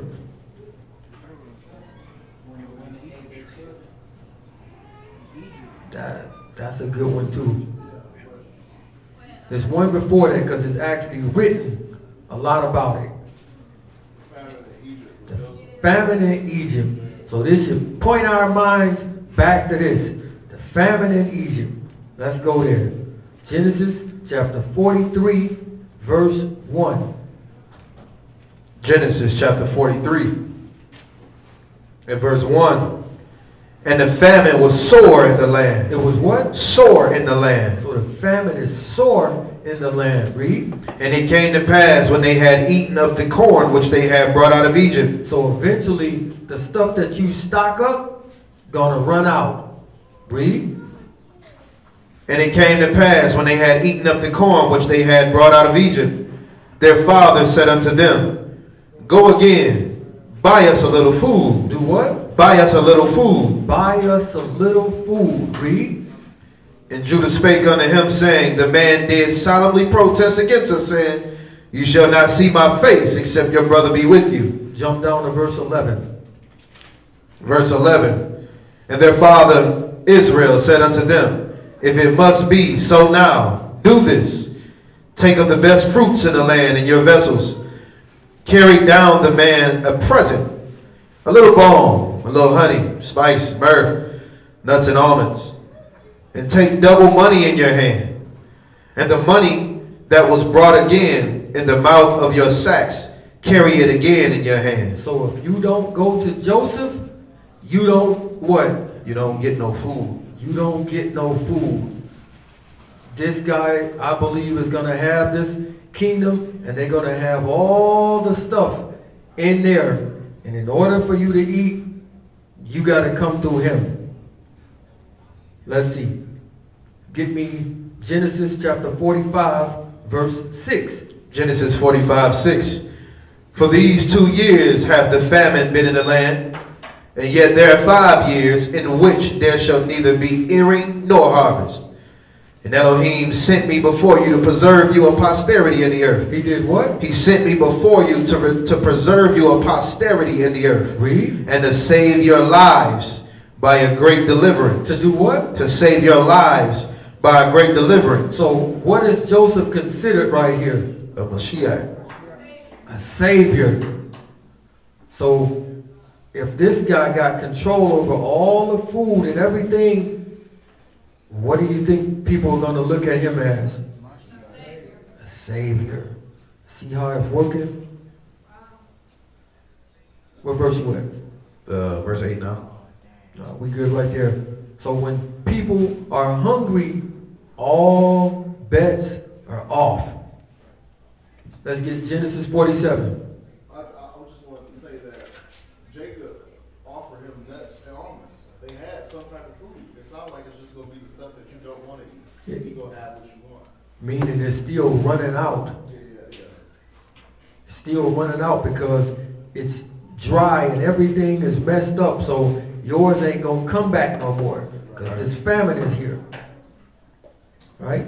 Genesis 47 verse 12. Genesis 47:12. And Joseph nourished his father. He did what? Nourished his father. So if you were part of the Savior's house, you will be what? Nourished. Just like it talks about for the 3.5 years. I'm going to take you here and nourish you for a time and a half of time. Read. With bread according to their families.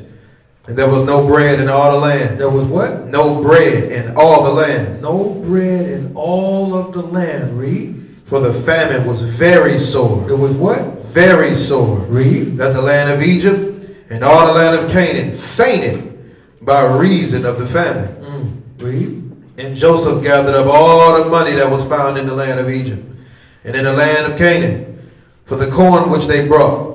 And Joseph brought the money into Pharaoh's house. He did what? Brought the money into Pharaoh's house. So Joseph has all the money right now. Read. And when the money failed in the land of Egypt and in the land of Canaan, all the Egyptians came unto Joseph and said, Give us bread, for why should we die in your presence? Read. For the money failed. The money is failed. It means it's no good no more.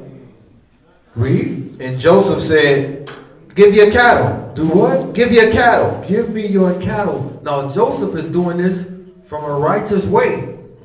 But the other guy going to do it in a twisted way. Read. Give me your cattle, and I'll give you for your cattle if the money failed. And they brought their cattle to Joseph.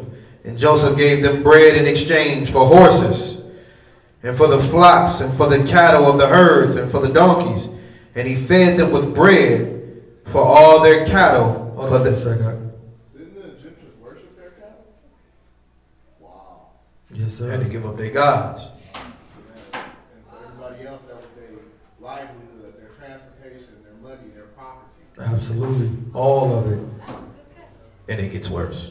Yeah, it gets worse. When that year was ended, they came unto him the second year, and said unto him, We will not hide it from our master. We won't do what? We will not hide it from our master. We got to bring it out. I got to put my pride to the side. I'm broke, man. Read. Our money is spent. Our master have all our herds of cattle. There's nothing left. Sight of our master. But our bodies. But our what? But our bodies. You're going to sell yourself. This is what hunger will do to you. Read. And our lands. Wherefore shall we die before your eyes, both we and our land? By us. Do what? By us. By me. I'll sell myself. By me. Read. And our land for some bread. And we in our lands will be servant unto the Pharaoh. We'll be what? Servants to the Pharaoh. What's another word to that? Slave. We will be slaves to you. Read. And give us seed that we may live and not die, that the land be not desolate.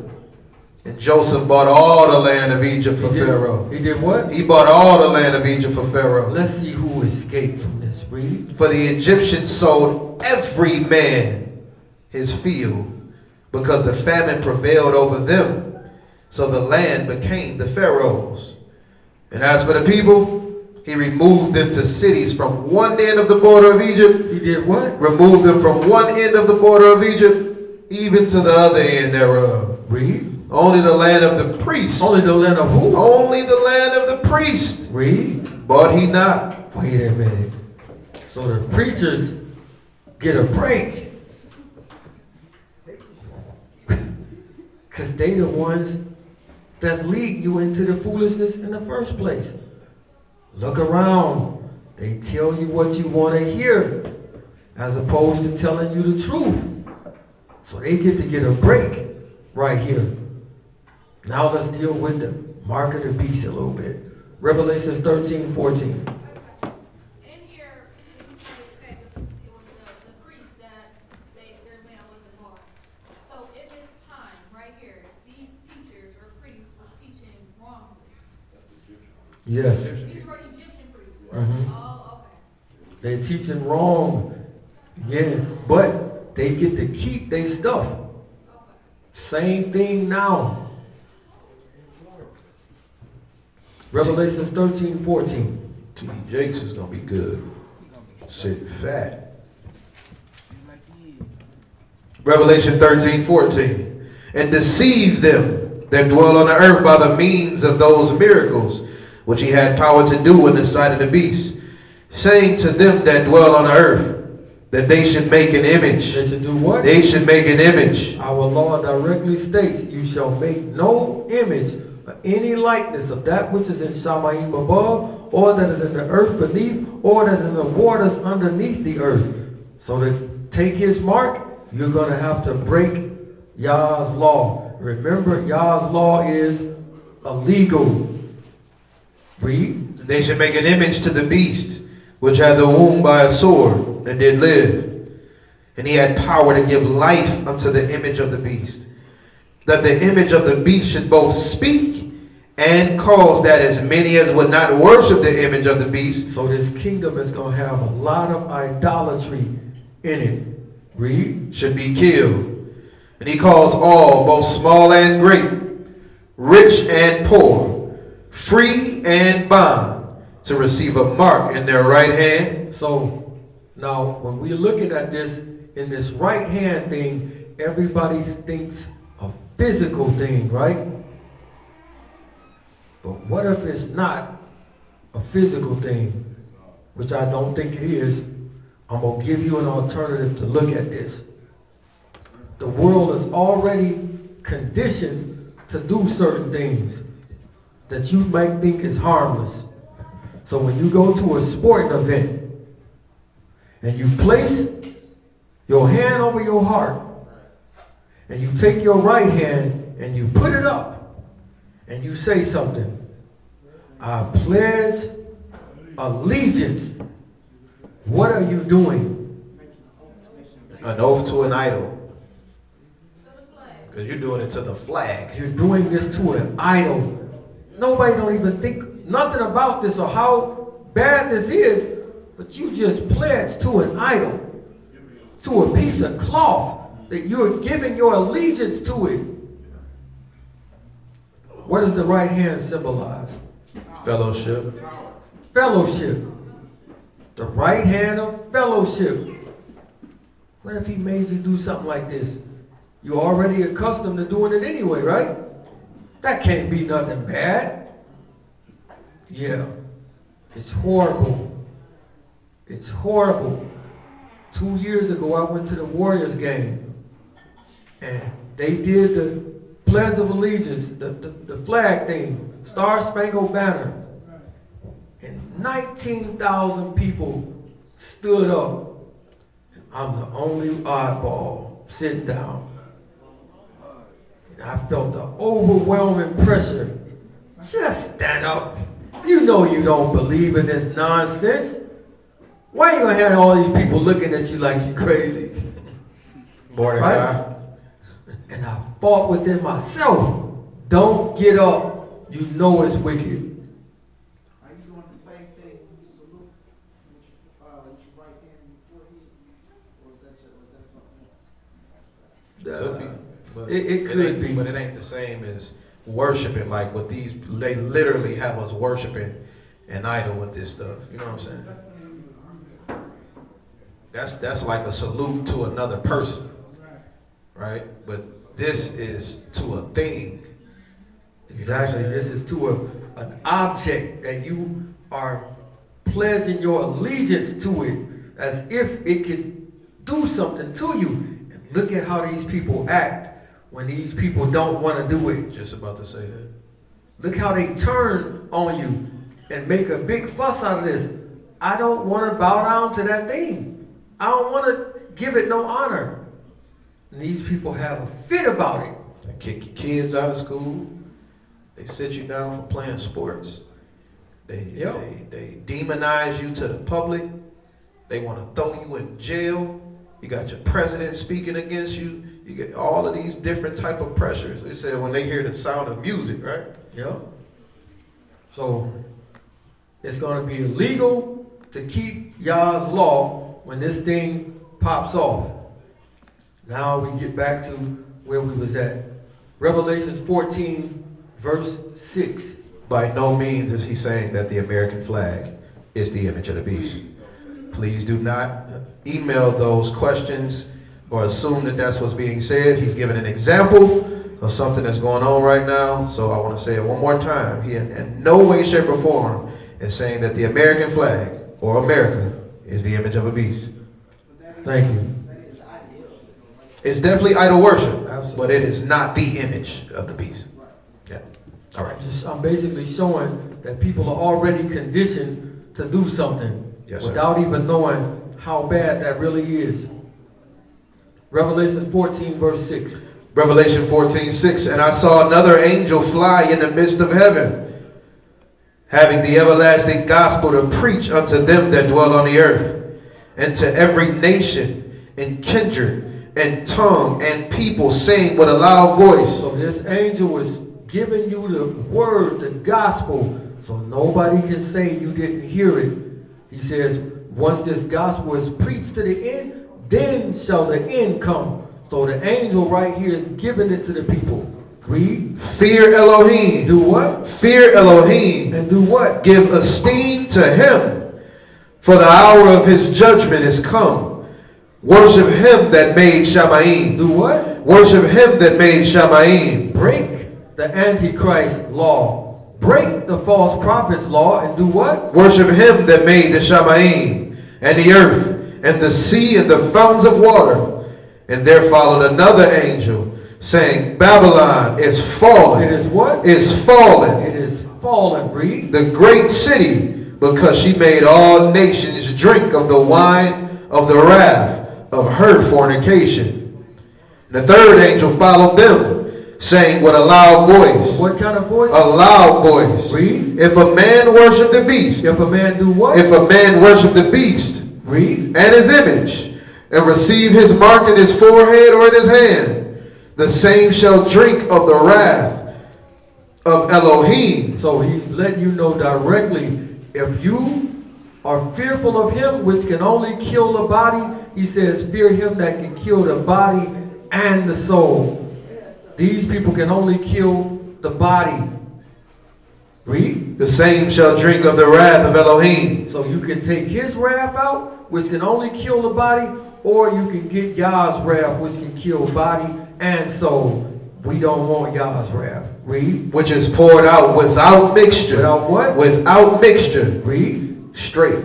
Into the cup of his indignation.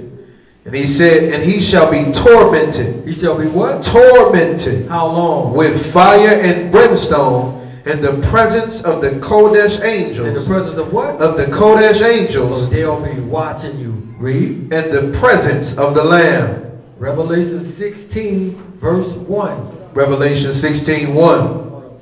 He said the video froze. He said he can hear it, but he can't see it. Well, if you can hear it, he that has an ear, let him hear what the fellow one is saying. No. Yeah, we're going to keep going. I don't want the thing to stop. I got you. Let's get it. Revelation 16:1. And I heard a great voice out of the temple saying to the Shamayim, to the seven angels, Go your ways. Pour out the vials of the wrath of Elohim upon the earth. Do what? Go your ways. Pour out the vials of the wrath of Elohim upon the earth. Read. And the first went and poured out his vial upon the earth. And there fell some noisome and grievous sore. What came on him? Noisome and grievous sore. What does that noisome mean? A noisome and grievous sore. Yeah, let me see. Let's go to it. Pull that definition of it. Revelation 16 and 1. Noisome. G2556. Of a bad nature, not such as it ought to be, of a thinking. Let's jump down.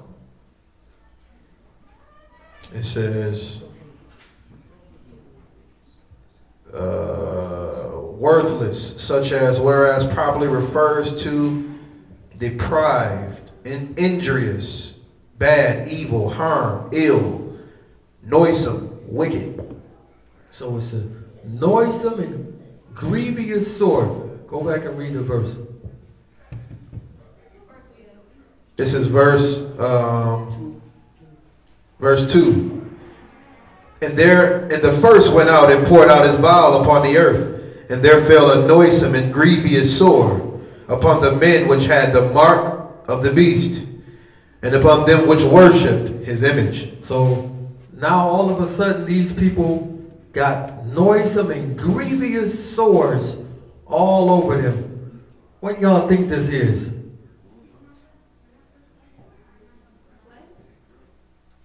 They have the boils, the same thing that Job had. So one of the things that he put on Job was the boils. And in Egypt, y'all put boils on them people. So it's the same thing right here. This is a grievous sword. It's all over them. You can't find any relief if you get it. Read. And the second angel poured out his vial upon the sea, and it became as the blood of a dead man. And every living soul died in the sea. How much? Every living soul died in the sea. So along with the famine, you won't be able to do what? Eat no fish. Eat no fish, and what else? Drink no water. Drink no water. Drink no water, so you're going to be extremely dehydrated and thirsty. Read. And the third angel poured out his vial upon the rivers and fountains of water, and they became blood. They became what? Blood. They became blood. Same thing that happened in Egypt. Read. And I heard the angel of the water say, you are righteous, O Yahuwah. He let y'all know what you doing is the right thing. You righteous, O Elohim. Read. O Yahuwah, which are, and was, and shall be. That name that means I am who I am. I am who I was, I am who I am, and I will be who I will be. Read. Because you have judged this. For they have shed the blood of saints. Of who? Of saints. We've seen him doing it all through Daniel. Read. And prophets. And you have given them blood to drink, for they are worthy. They what? They are worthy. Read. I have another out of the altar say, even so, Yahuwah Elohim Almighty, true and righteous are your judgments.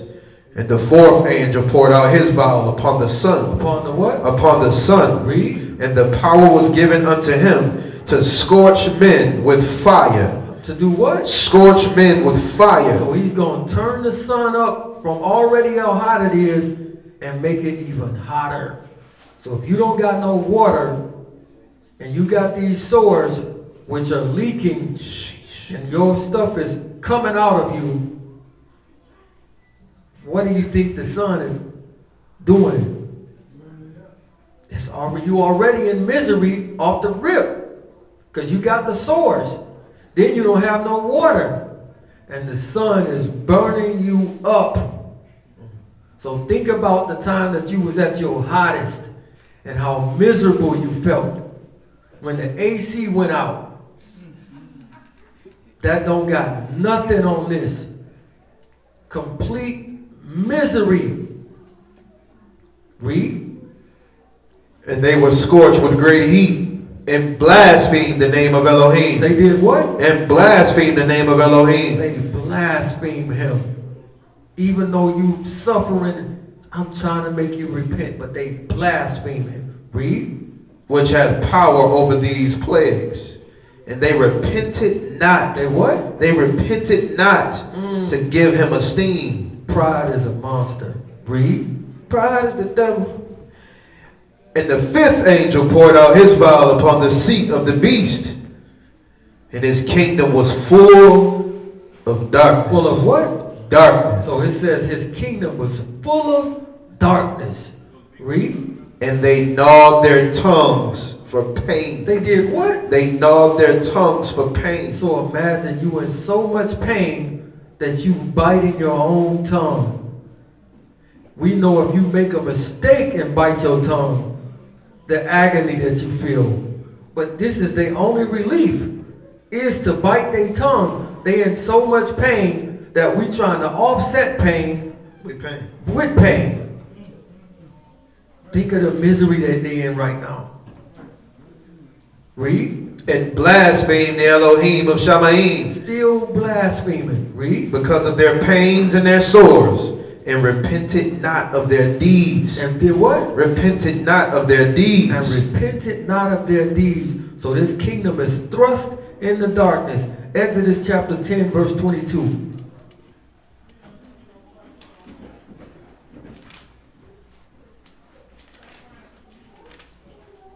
Exodus 10:22. And Moses stretched forth his hand toward Shamaim. And there was a thick darkness. What kind of darkness? A thick darkness. Read. In all the land of Egypt. How much? In all the land of Egypt. Read. 3 days. How long? 3 days. 3 days. Read. They saw not one another. They couldn't see one another. Again, this darkness here is I can't get a torch. I can't get a flashlight. I can't get no type of light because it will not shine in this. Read. Neither rose any from his place for 3 days. But all the children of Israel had light in their dwelling. Had what? Had light in their dwelling. So the children of Israel still had light. But how do we explain this darkness? Because he says that it's darkness that can be felt. Get me Exodus 19 verse 18. Exodus 19 and 18.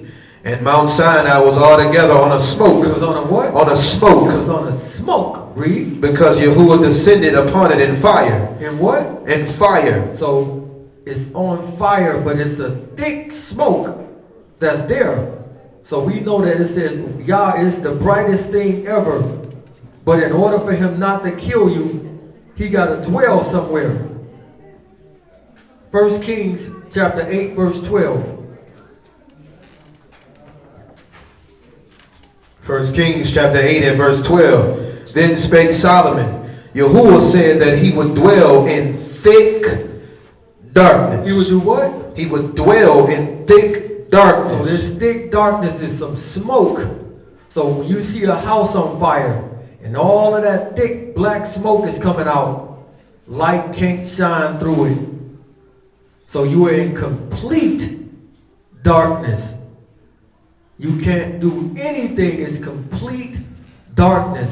Now, we know that this is talking about when he says that the sun and the moon shall not give their light, right? If the sun don't give its light, what does that do to the world? Cold world. The temperatures is going to plummet.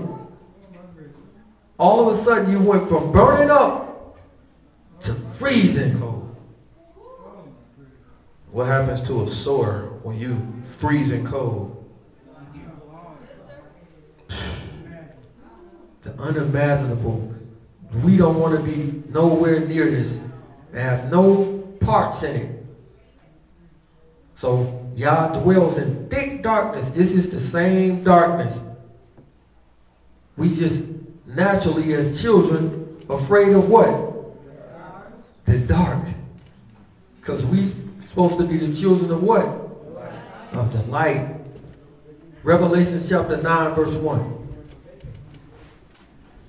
Revelation chapter 9, verse 1. And the fifth angel sounded, and I saw a star fall from Shamaim unto the earth. And to him was given the key of the bottomless pit. And he opened the bottomless pit, and there arose smoke. Arose what? Smoke. Read. Out of the pit, as the smoke of a great furnace. And the sun and the air were darkened. It was what? The sun and the air were darkened by reason of the smoke of the pit. So it's so much that it blocks out the sun. So people was telling me, bro, Bill Gates gonna block out the sun. How? Because he said it. How? He can't do that. But it's gonna happen. When y'all let it happen and when he make it happen. But one of the first things I said is men love what? Darkness rather than light. So since you love it, I'm gonna do what? Give it to you. I'm gonna give it to you. 'Cause that's what you want in the first place. We like to be lied to. I'm gonna give you to the darkness. Because that's what you want. Remember he says to the law and to the testimony, right? He says in Revelations, he says something about you got to have the testimony and the law. Isaiah chapter 8, verse 20. Read out. Tap your neighbor and say, I ain't never looked at this like this before.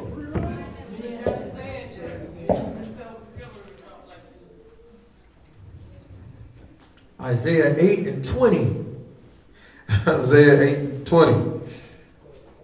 To the law and to the testimony. If they what? If they speak not according to this word. There is what? It is because there is no light. There's no what? No light. There is no light in you. Read. In them. Read. And they shall pass through it. They shall do what? Pass through it. Read. Hardly bestead and hungry. And what? And hungry. Because the famine is going to be here. Read. And it shall come to pass that when they shall be hungry, They shall do what? they shall fret themselves. They shall do what? Fret themselves. And do what? And curse their king. And do what? And their Elohim. They're going to curse their king and their Elohim. They repented and not to give him esteem. Read. And look upward. They did what? And look upward. They looked upward.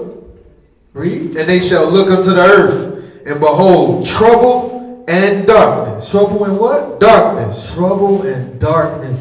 You put yourself in the darkness because that's what you wanted in the first place. That's how it worked. I'm just giving you what you asked for. That's what you want, I'm going to give it to you. Jeremiah chapter 2:19. Dimness of anguish, and they shall be driven to darkness. Shall be driven to what? Darkness. Driven to darkness. There shall be weeping and gnashing of teeth. So now that the people are in it, the extreme regret of when you do something that you know better, you say, I should have followed my first mind. Extreme regret, but it's too late. Read. Jeremiah 2:19. Your own wickedness. Your what? Your own wickedness. Read. Shall correct you. It shall do what? Correct you. Read. And your backsliding shall reprove you.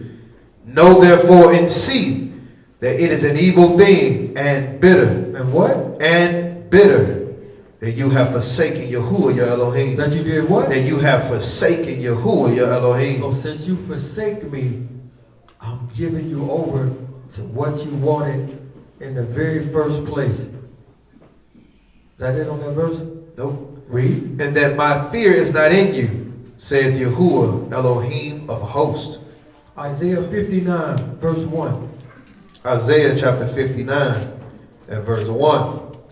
Behold, Yahuwah's hand is not shortened that it cannot save, neither his ear heavy that it cannot hear. But your iniquities have separated between you and your Elohim, and your sins have hid his face from you, that he will not hear. Read. For your hands are defiled with blood, your fingers with iniquity, your lips have spoken lies, and your tongue hath muttered perverseness. None call for justice. None does what? None call for justice. None calls for justice. Read. Nor any plead for truth. They trust in vanity and speak lies. They do what? They trust in vanity and speak lies. Remember, you love lies. Read. They conceive mischief and bring forth iniquity. Jump down to verse 9. Verse 9. Therefore is judgment far from us, neither do justice overtake us.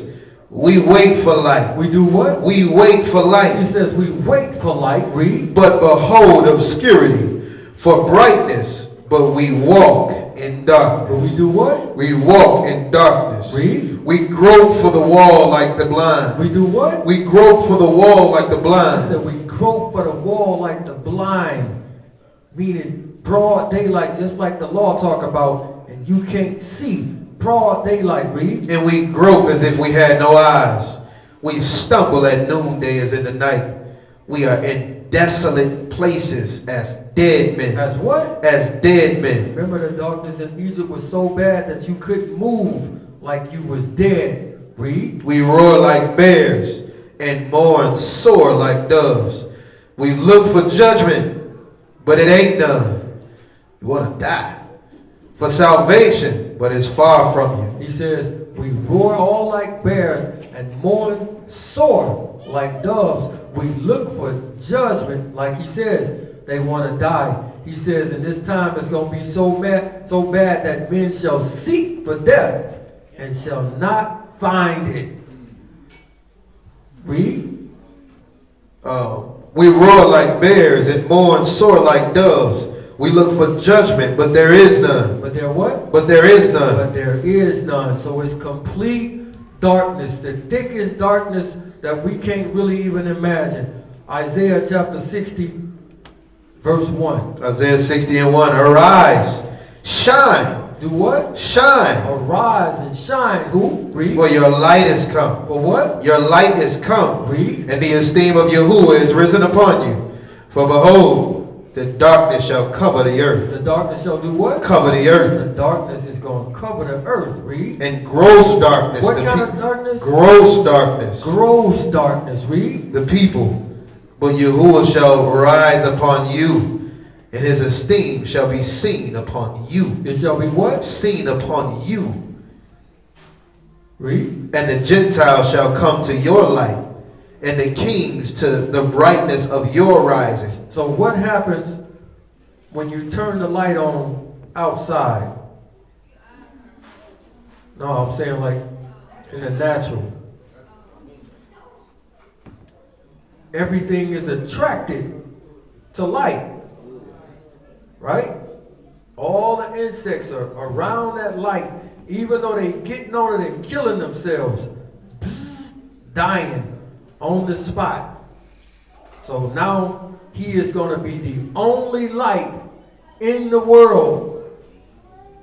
Read. Lift up your eyes round about and see all they gather themselves together. That's the battle of Armageddon. Read. They come to you. Your son shall come from far.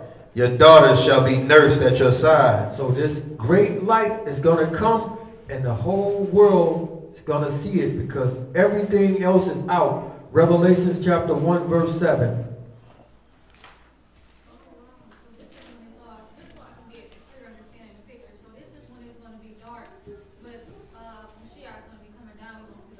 Absolutely. He is the only light at this time. Revelation 1:7. Revelation 1:7. Behold, he come with clouds, and every eye shall see him. What's going to happen? Every eye shall see him. So he comes with the clouds, and every eye going to see him. Because it ain't no other light that's being lit. The sun and the moon, dark, stars, dark, fall from the Shamayim. He is the only thing that will be seen. Now I asked y'all earlier, why would Yah allow this man to come and do these things and destroy so many people? Somebody gave me a good answer though. Because through our actions, that's what we decide to follow. Didn't you say that God, when you said that old serpent Satan, God or something like that. Is that what the Antichrist is? Yes, he's the same thing like on the opposite side. Yah, Mashiach, Ruach. He is Satan, you know what I'm saying? It goes in that order, same type of thing, but on the wicked side. That's what Adam, through Adam, and through his mistake, we all decided to choose him as our God, Yeah. And because and he gave us an opportunity to be able to choose, to be able to choose Yahweh. He gave us an opportunity to be able to choose him, but those people that still choosing to go that route, that's who they're choosing to be their leader. Right, but we gotta go beyond that. I would say that it's just because he already prescribed in his heart. His word can't come back void. This all has to happen because he said it will happen. So we're gonna see it directly, right? That's a good answer. 1 Samuel chapter 8, verse 4.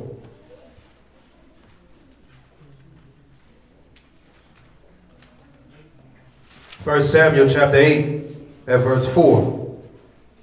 Then all the elders of Israel gathered themselves together and came to Samuel unto Ramah and said unto him, Behold, you are old. Your sons walk not in your ways.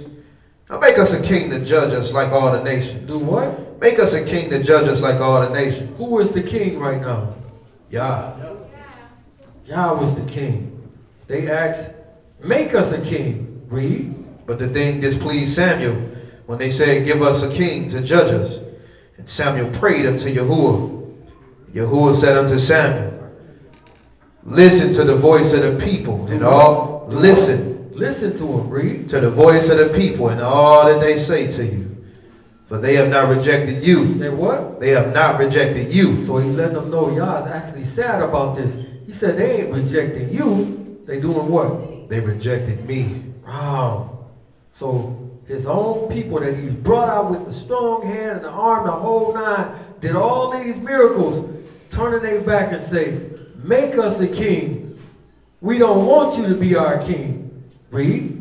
That I should not reign over them, according to the works which they have done since the day that I brought them up out of Egypt, even to this day, where have they forsaken me and served other gods. So do they also unto you.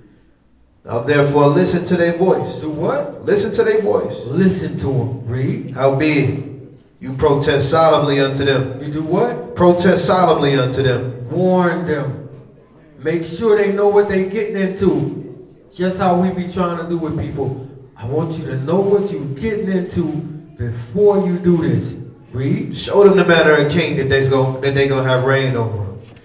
And Samuel told all the words of Yahuwah to the people that asked of him a king.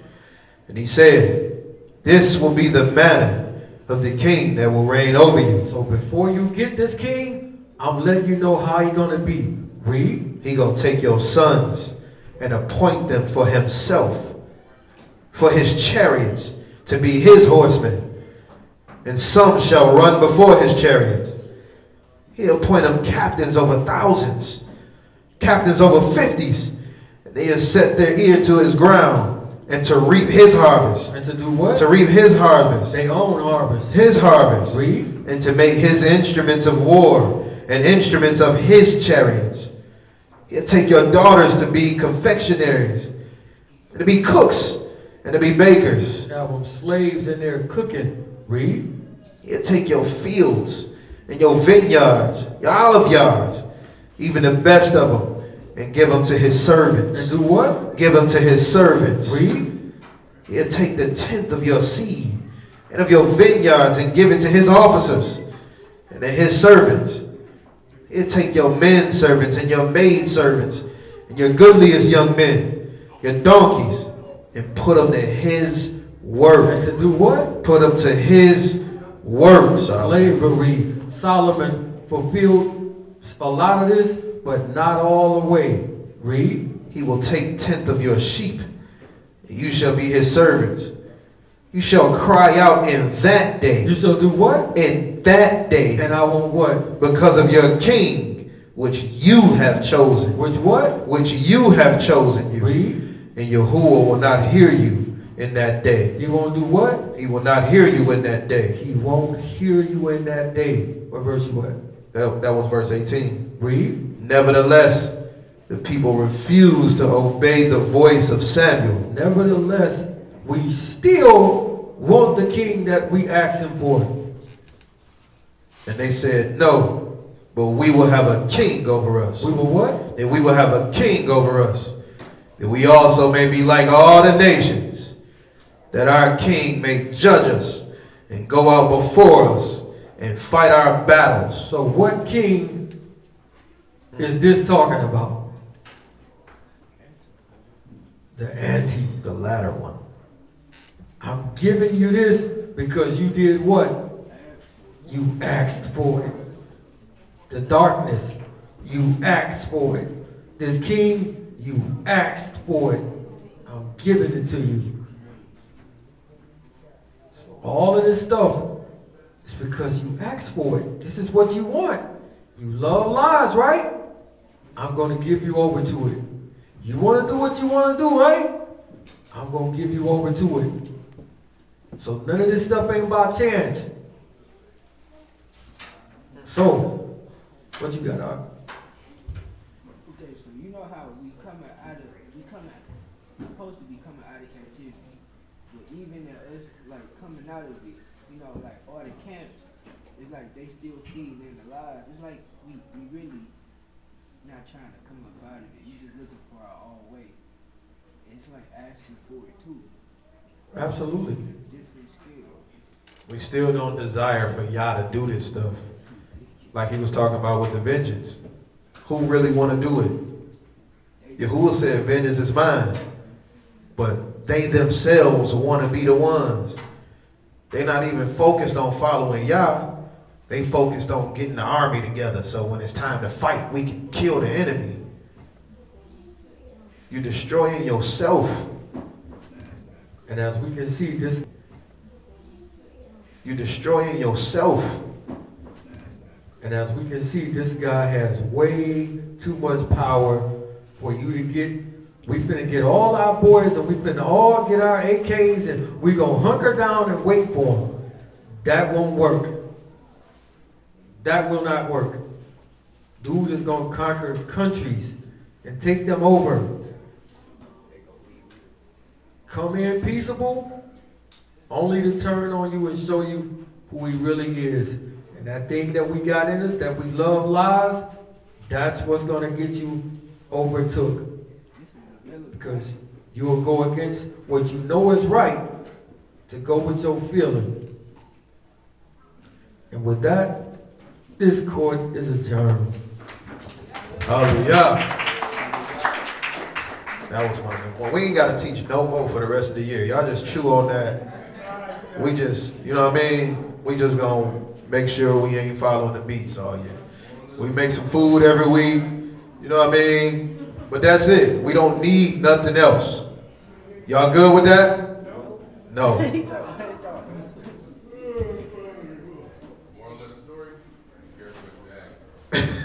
Moral of the story. Be careful what you ask for. Absolutely. Questions, comments, concerns, you like it, you love it, you hate it. Teach part 3 because I know you got one in you. So, I want y'all to email Quab again because I'm telling y'all, if y'all don't want this type of stuff to stop. I don't even look at my emails unless somebody says, you check your email? Oh, okay. I need y'all Other than that, I won't even know. Remember how Haman and all of them, when Mordecai was standing up and it said that they went to him daily? I want y'all to go to Quab daily. And I want y'all to ask him, Quab, is you going to teach part 3? Quab, is you going to teach part 3? Next week is approaching.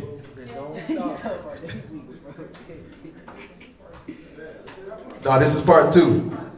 So, oh, it is part 3. So the Antichrist, all right, false prophet, then this. So we need part 4. When is the last time y'all seen a part 4? Right? We need it. Luckily, we don't have part 1, 2, and 3 on it. What you got, Art? In the book of Daniel, what scripture was that when it says that he was going That's in Daniel 11.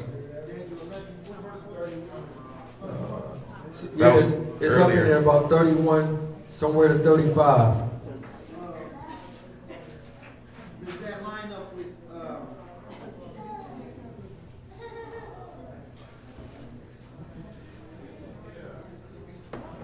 I don't know exactly what it means, but I'll give you what I think it means. yeah, I was gonna ask if it lines up with, Ezekiel 39 or 2.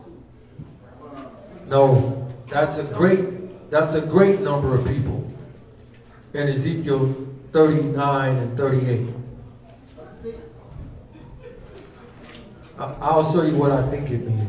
What you got, I Art? was just about to say that. He told us that he made Edom the smallest amongst the people. Absolutely. He made Edom Obadiah. the smallest amongst the Gentiles. Go to Obadiah 1. He's an Arabian. He's an Islamic person. Only people today who fall at the sign of the psaltery and heart are the people of the Islamic faith.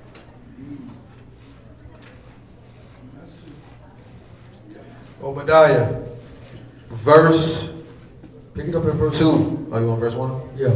The vision of Obadiah. Thus saith Yahuwah Elohim concerning Edom. We have heard a rumor from Yahuwah, and an ambassador is sent among the heathen. Arise you, let us rise up against her in battle. Behold, I have made you small. I have did what? I have made you small among the I heathen. have made you small among the heathens. We know that these are the same people that wanted to destroy us all the way from the beginning. Yes. So the enemy of my enemy is my enemy, right? So this is kind of how this is working. So he's definitely going to be down with Edom, but we know that Edom is going to escape from his hand at some point. If you go back and read through Daniel, it shows you this. Hey, Jazz, you had a question? Yeah, so when all of this is taking place, right? God's people, I think I remember in the past, we talked about they would be taken up. I just don't remember. What's going to happen to God's people during all this time? So you got a group. You have one group that's taken into the wilderness. There will be the safe place. You will be in there during the whole 3.5 year tribulation, right? Then the kingdom is going to become darkness. That's going to start the last vials and plagues of Revelation. This is Yah's wrath. At this time, he will catch up some people as the two witnesses are killed. They'll come back to life, and he will catch them up into the air, and along with the people that already died, that was righteous, caught up into the air. They will be standing on the firmament. Go to Revelation 15 and 1.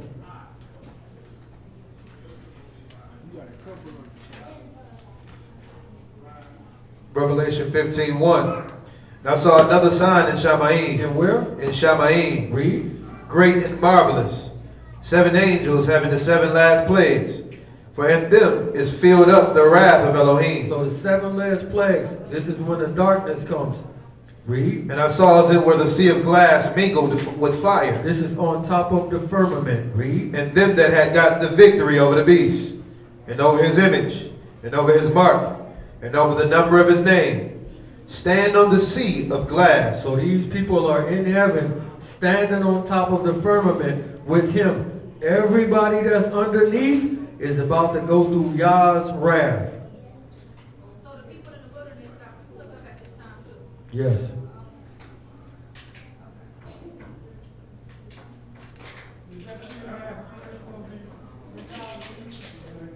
No, that's literally what it is. 3.5 years.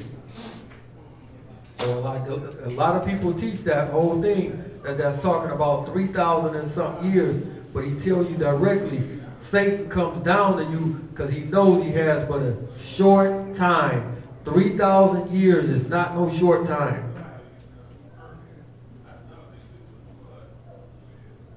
Another question. This is kind of different from the lesson, but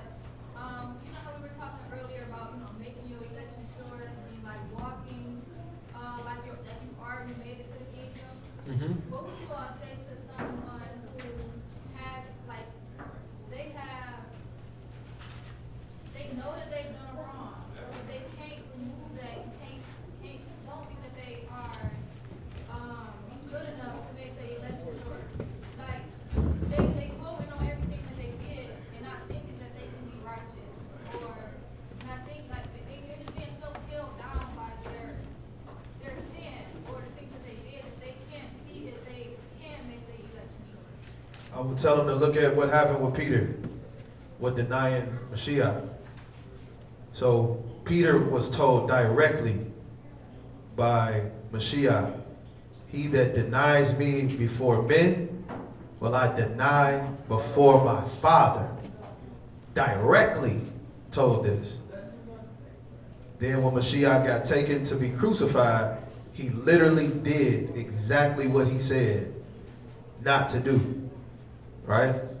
But he still used Peter to build his congregation. You know what I'm saying?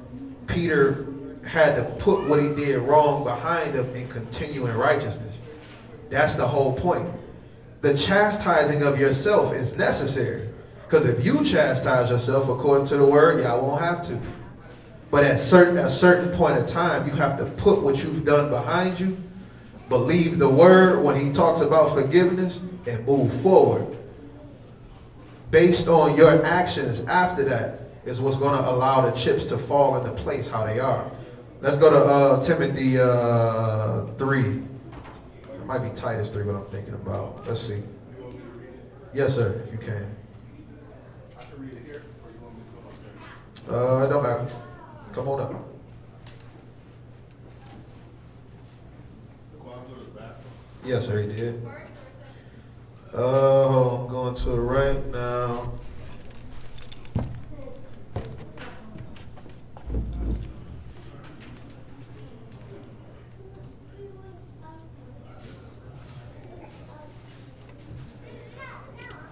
Hold on 1 second.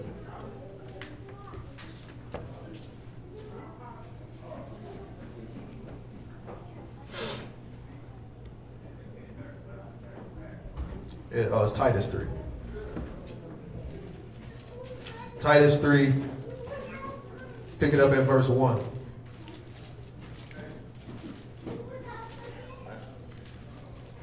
Titus 3 and 1.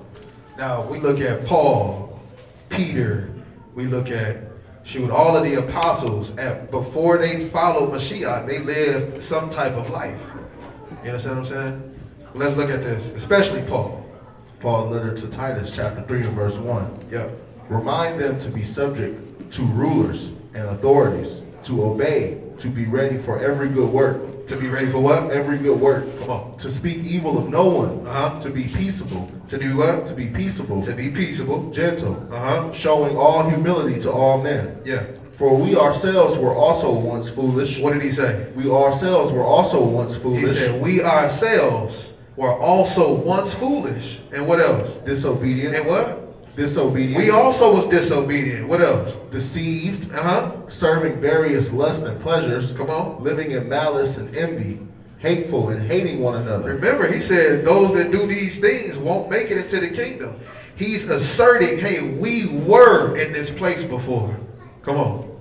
But when the kindness and the love of Elohim, our Savior, toward man appeared. When the what? The kindness and the love of our Elohim, to our Savior, towards man appeared. Come on. Not by works of righteousness. So it wasn't based on our works that put us in a position to where we're in a better place, but his death. What he did, right? Come on. But according to his mercy, he saved us through the washing of the regeneration and the renewing of the Ruach HaKodesh. Remember that power we was talking about, that mercy. Based on his mercy, we were able to come out of the stuff that we was once in. Come on. Whom he poured out on us abundantly through Yahushua HaMashiach, our Savior. He only poured it out on us a little bit.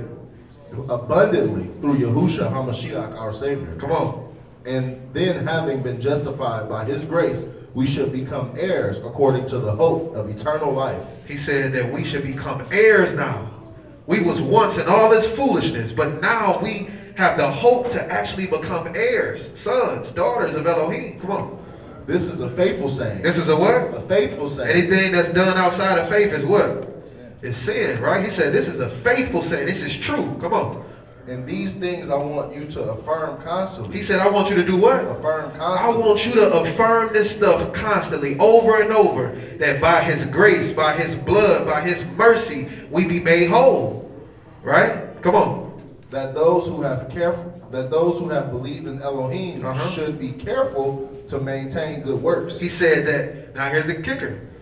Keep affirming this, his mercy, his blood, right? He put us in a position to where he made it to where we didn't have to fall to the stuff that we was in before. But he said, now I'm telling you, as you affirm this stuff, maintain good works. Because he did say we were sometimes before, right? Come on. These things are good and profitable to mankind, but avoid foolish disputes, genealogies, contentions, and arguments about the law, for they are unprofitable and useless. Reject a divisive man after the first and second admonition, knowing that such a person is warped and sinning. Would that make sense? Can you repeat the last bit? Starting at verse 10. Go ahead. Reject a divisive man after the first and second admonition. So when he says a divisive man, he's talking about a heretic, somebody that's bringing in false or damnable doctrine. So you admonish them once or twice. You address it. Hey, brother, this ain't this, blah, blah, blah, blah, blah. Hey, brother, this, and this. The third time, you got to go. Right? Go ahead. Knowing that such a person is warped. Is what? Is warped. And sinning. And he what? And sinning. And he sinned and what? Being self-condemned. Being what? Self-condemned. He doing it to himself. You know what I'm saying? So what he's trying to get you to see is, look, we all was somewhere before. We all have done things that would certainly bring damnation on us all. But based on his mercy and his blood and our continuously doing good work, we can push beyond that. We continue to affirm that. We keep on working. And we'll be, the hope is to be heirs of Elohim. You know what I'm saying? So if you continuously beating yourself up, you can't strengthen yourself. Right? Right? You take the beating, but you strengthen from that. The beating is so I don't go back into it. You know what I'm saying? But now I affirm that his mercy, his blood, that got me to the place where I don't have to die for that stuff. Right? Now I can just walk on in righteousness and I'll be okay. You want to get to the questions on here? Yeah. We got any more questions in here before we go to the chat? Come on. Maccabees said,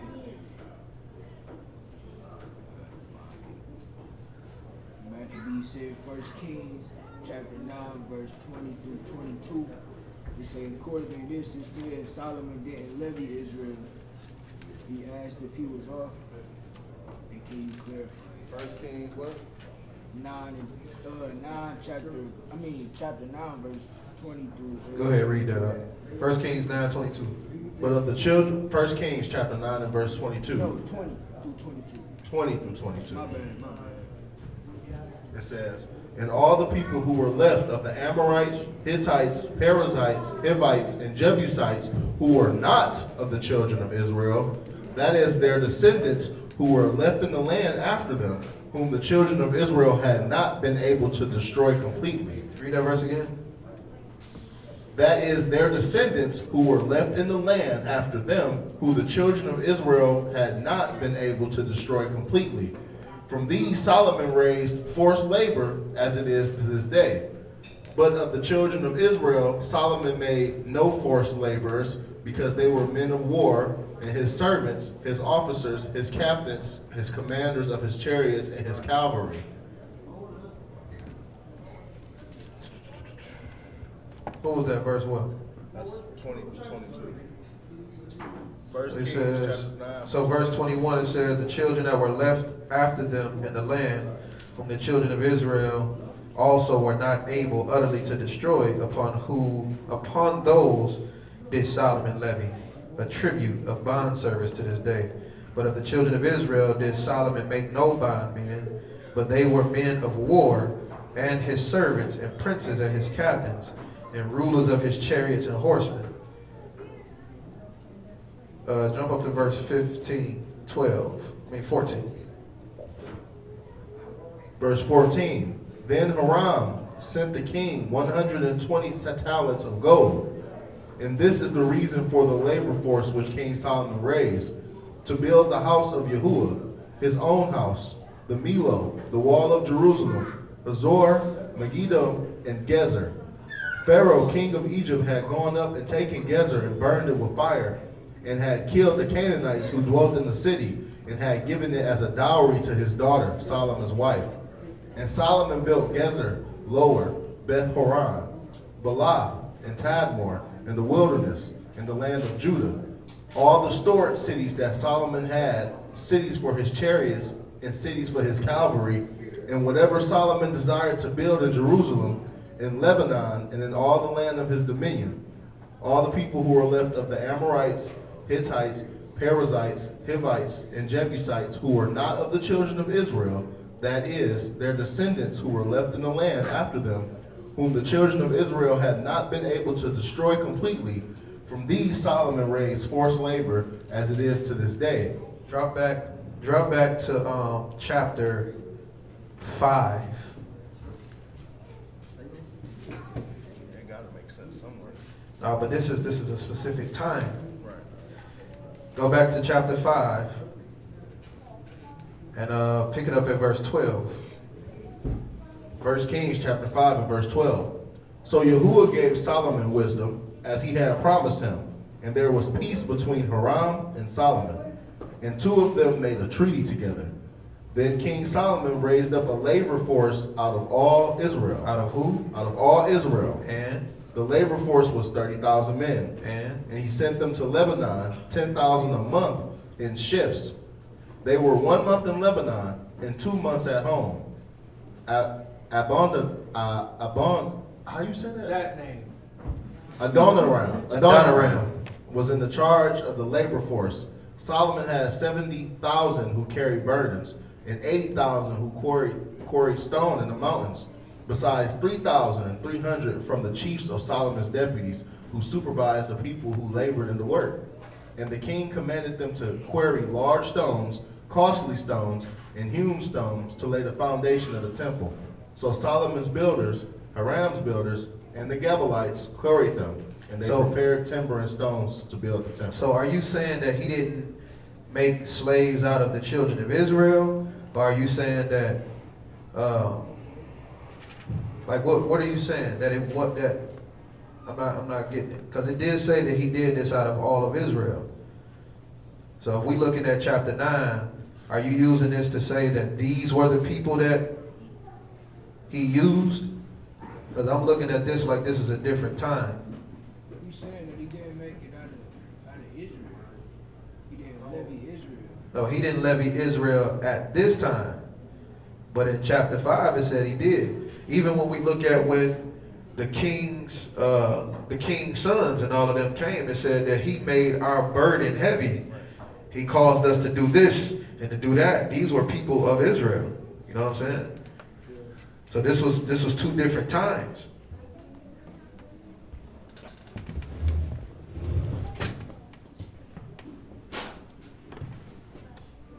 Read verse 1 in chapter 9.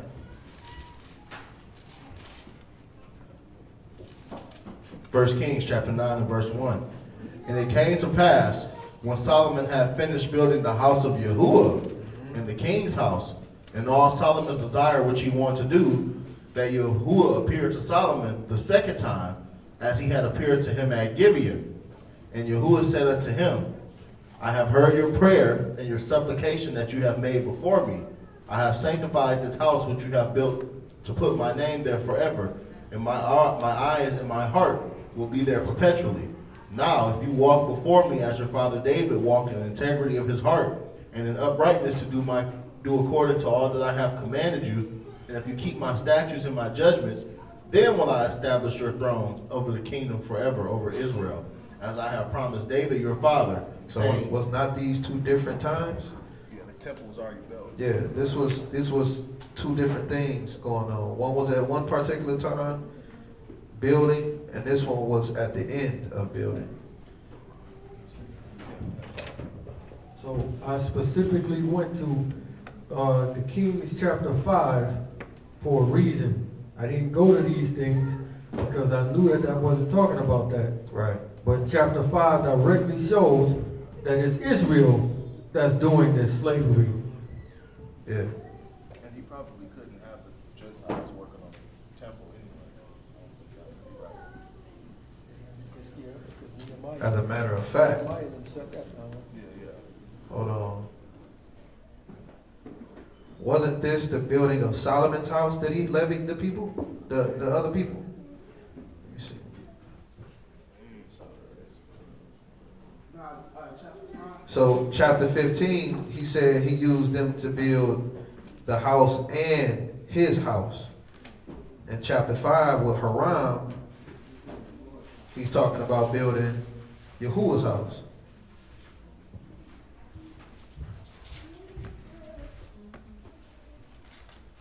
In chapter 5, it's definitely talking about Israel. It says it by name. Yeah. So Israel, when these people built this house, and I'm assuming that over here in 9 was talking about the building of his own.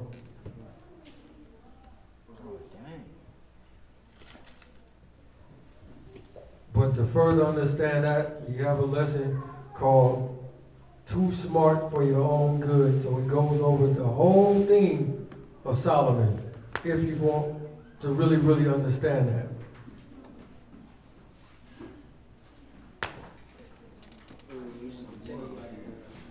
I gotta get ready to go back down south, but I wanted to ask y'all before I bounce. I wanted y'all to see if y'all pray for me. Oh, absolutely. Yes, sir. I mean, I want to thank all y'all so much for inviting me. Like, you know what I'm saying, making me feel welcome and everything, man. That's what I needed in my life, for real. It's just like when you get good grades, brother. You get A's, your mama not supposed to thank you. You're not supposed to thank us for welcoming you here, brother. It's our job. With the wickedness that's out here and how the temperature of the world is, like I just feel like I made it. Like I was in AutoZone the other day, and I bought some oil for my car on the way here, and there was a white dude behind the counter. You know, I asked him if they got a funnel so I could pour my oil in the car. He went out his way and made me a makeshift, pound tape and all that. And I told him, I said, man, it's a dying trade for people to go out of their way. You know what I'm saying? And I just thank him. You know, and I told him don't change. You know, so I just feel like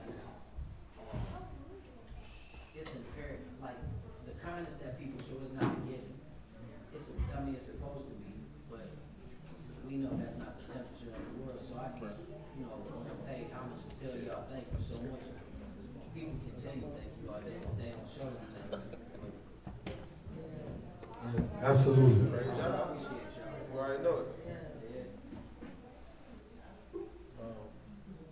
We got any more on there? You got 2 more.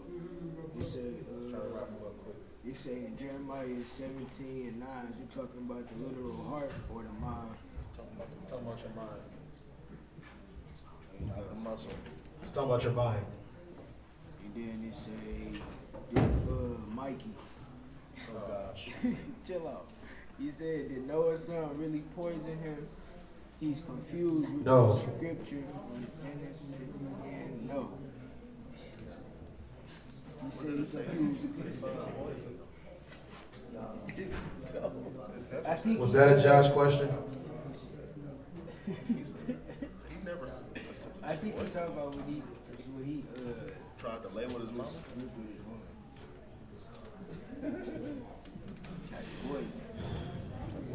Poison. What are you talking about? Genesis what? He Was said that especially 19? verse 24. Who? He said especially verse 24. Genesis 9:24. It's 10, he said 10, 19, 27. No, he didn't poison him. Where did you get that from? The text does not imply that anywhere.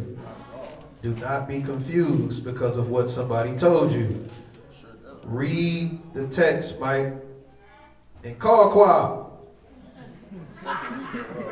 Not gonna keep telling you to call Quab. Mike, call him. Stop listening to Josh and Isaiah. Or what was it, Isaiah? Yeah, it was Jeremiah, brother. Yeah. Josh and Jeremiah. Come on, man. Stop listening to these people. You won't hear every week. You have people that can answer these questions for you. Stop going out of your way to to listen to because you're going to get what you want, huh? You're doing exactly what I'm talking about. Yep, you're going to get what you want. You're looking for something to be what you want it to be. You're looking to be lied to. And you're gonna give you over to it. Is that the question about Noah? Yeah. Come on out. You are receiving the opportunity to save your soul. Don't give it up because somebody's saying something that itch your ears. You know what I'm saying? You got people that you listen to every week, twice a week, that you talk to. Stop listening to that outside stuff. Can't eat from too many tables out. You're going to mess around and get some poison.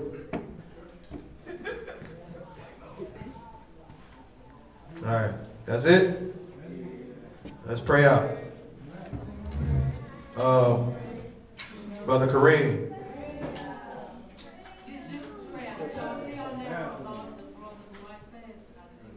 Talking about Donnie? Brother Donnie? Yeah. That was I think I prayed for it last week, didn't we? He was in the chat earlier. He had to leave. Oh.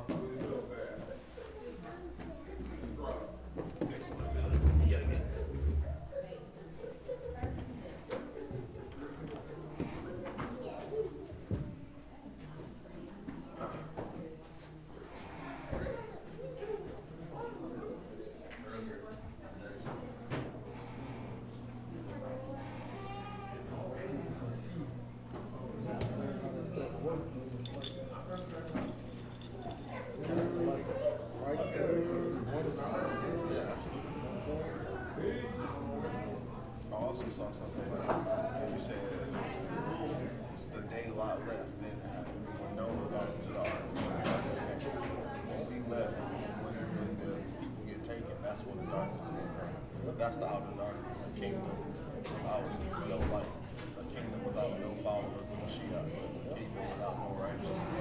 I thought you should bring that up. That's saving for the next piece. You said it, it was just like, when I caught it, I was like, that's bananas. Like, you said it for me, so we could catch it. Yeah, without the followers, then there's no light in the kingdom. We're going to be gone. Everybody people that's the remnant, they trying to get it right in the process of getting it right. That's why they got to go. What they going through, they trying to get it right. They got to go through all the pain.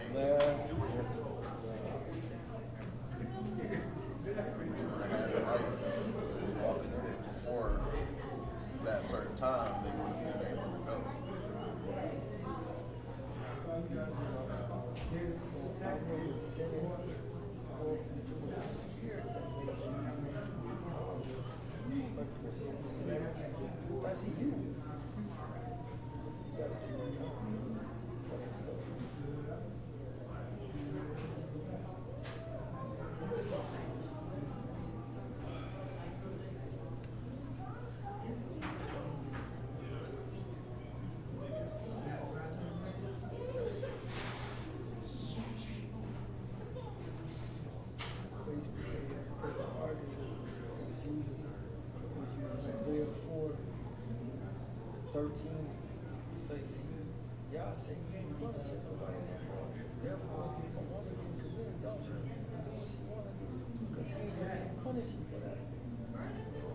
Taking out, you gotta come to me.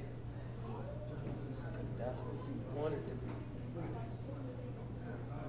See what happens when you You're gonna suffer the consequences.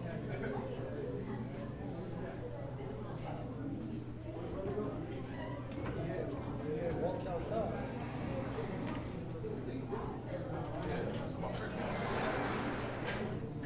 He said he had to go.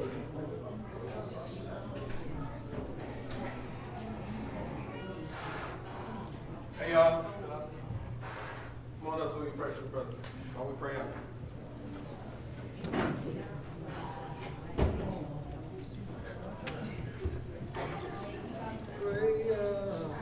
We gonna pray. We gonna pray. We gonna pray. We gonna pray. Pray out. Pray out. Pray out. Pray out. We gonna pray. We gonna pray. We gonna pray. We gonna pray. Pray on, pray on, pray on, pray on.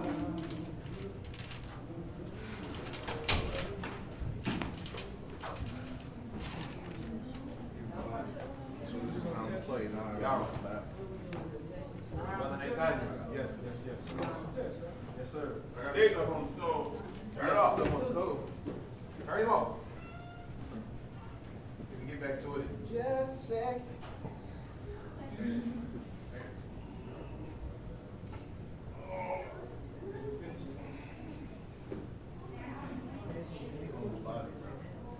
Please, everybody, make sure we touch and agree. Don't be scared of one another. We are all family here.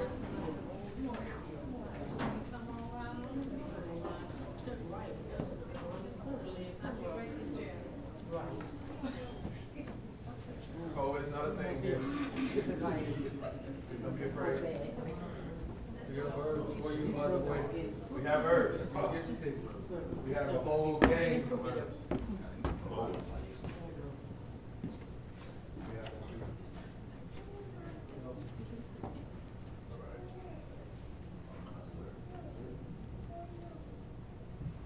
Father, Yahuwah, Elohim, Abraham, Isaac, and Jacob, one and only Elohim, Heavenly Father, through your Son, Yahushua, HaMashiach, the giver of life, King of kings, come to you with knowledge and affirm, Heavenly Father.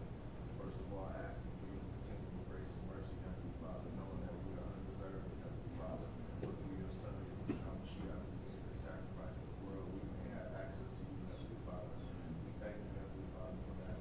We ask that you continue to watch over our lives, Heavenly Father, and keep us and our family, Heavenly Father, in protection, Heavenly Father, so that we may have not to worry, have no distractions, Heavenly Father, that we may focus on your kingdom and love others as we love ourselves. We pray for this brother right here, Heavenly Father, as he goes on his journey back to the south, Heavenly Father. We ask that you protect him on his travels, Heavenly Father. We ask that you clear his mind, Heavenly Father, to let him know that he has those that love and care for him here, Heavenly Father. Allow him to have those that love and care for him where he is at, Heavenly Father. Allow us all to continue to have a bond that cannot be broken, Heavenly Father. Allow us all to be protected, Heavenly Father, to have a hedge of protection. We know hurt, harm, or danger come to us or our loved ones, Heavenly Father. We ask, Heavenly Father, we declare Yahushua's authority that all these things are already done. And his authority we pray, so be it.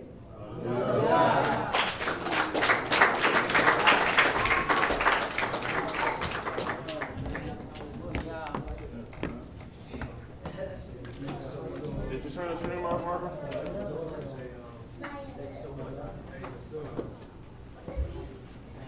Appreciate y'all support.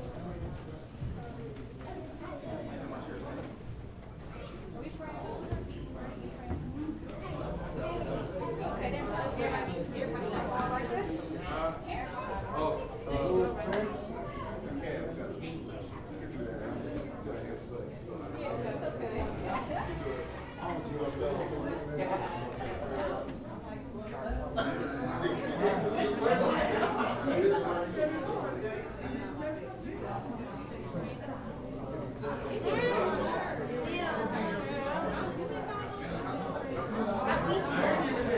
Yeah, that's okay. Am I ending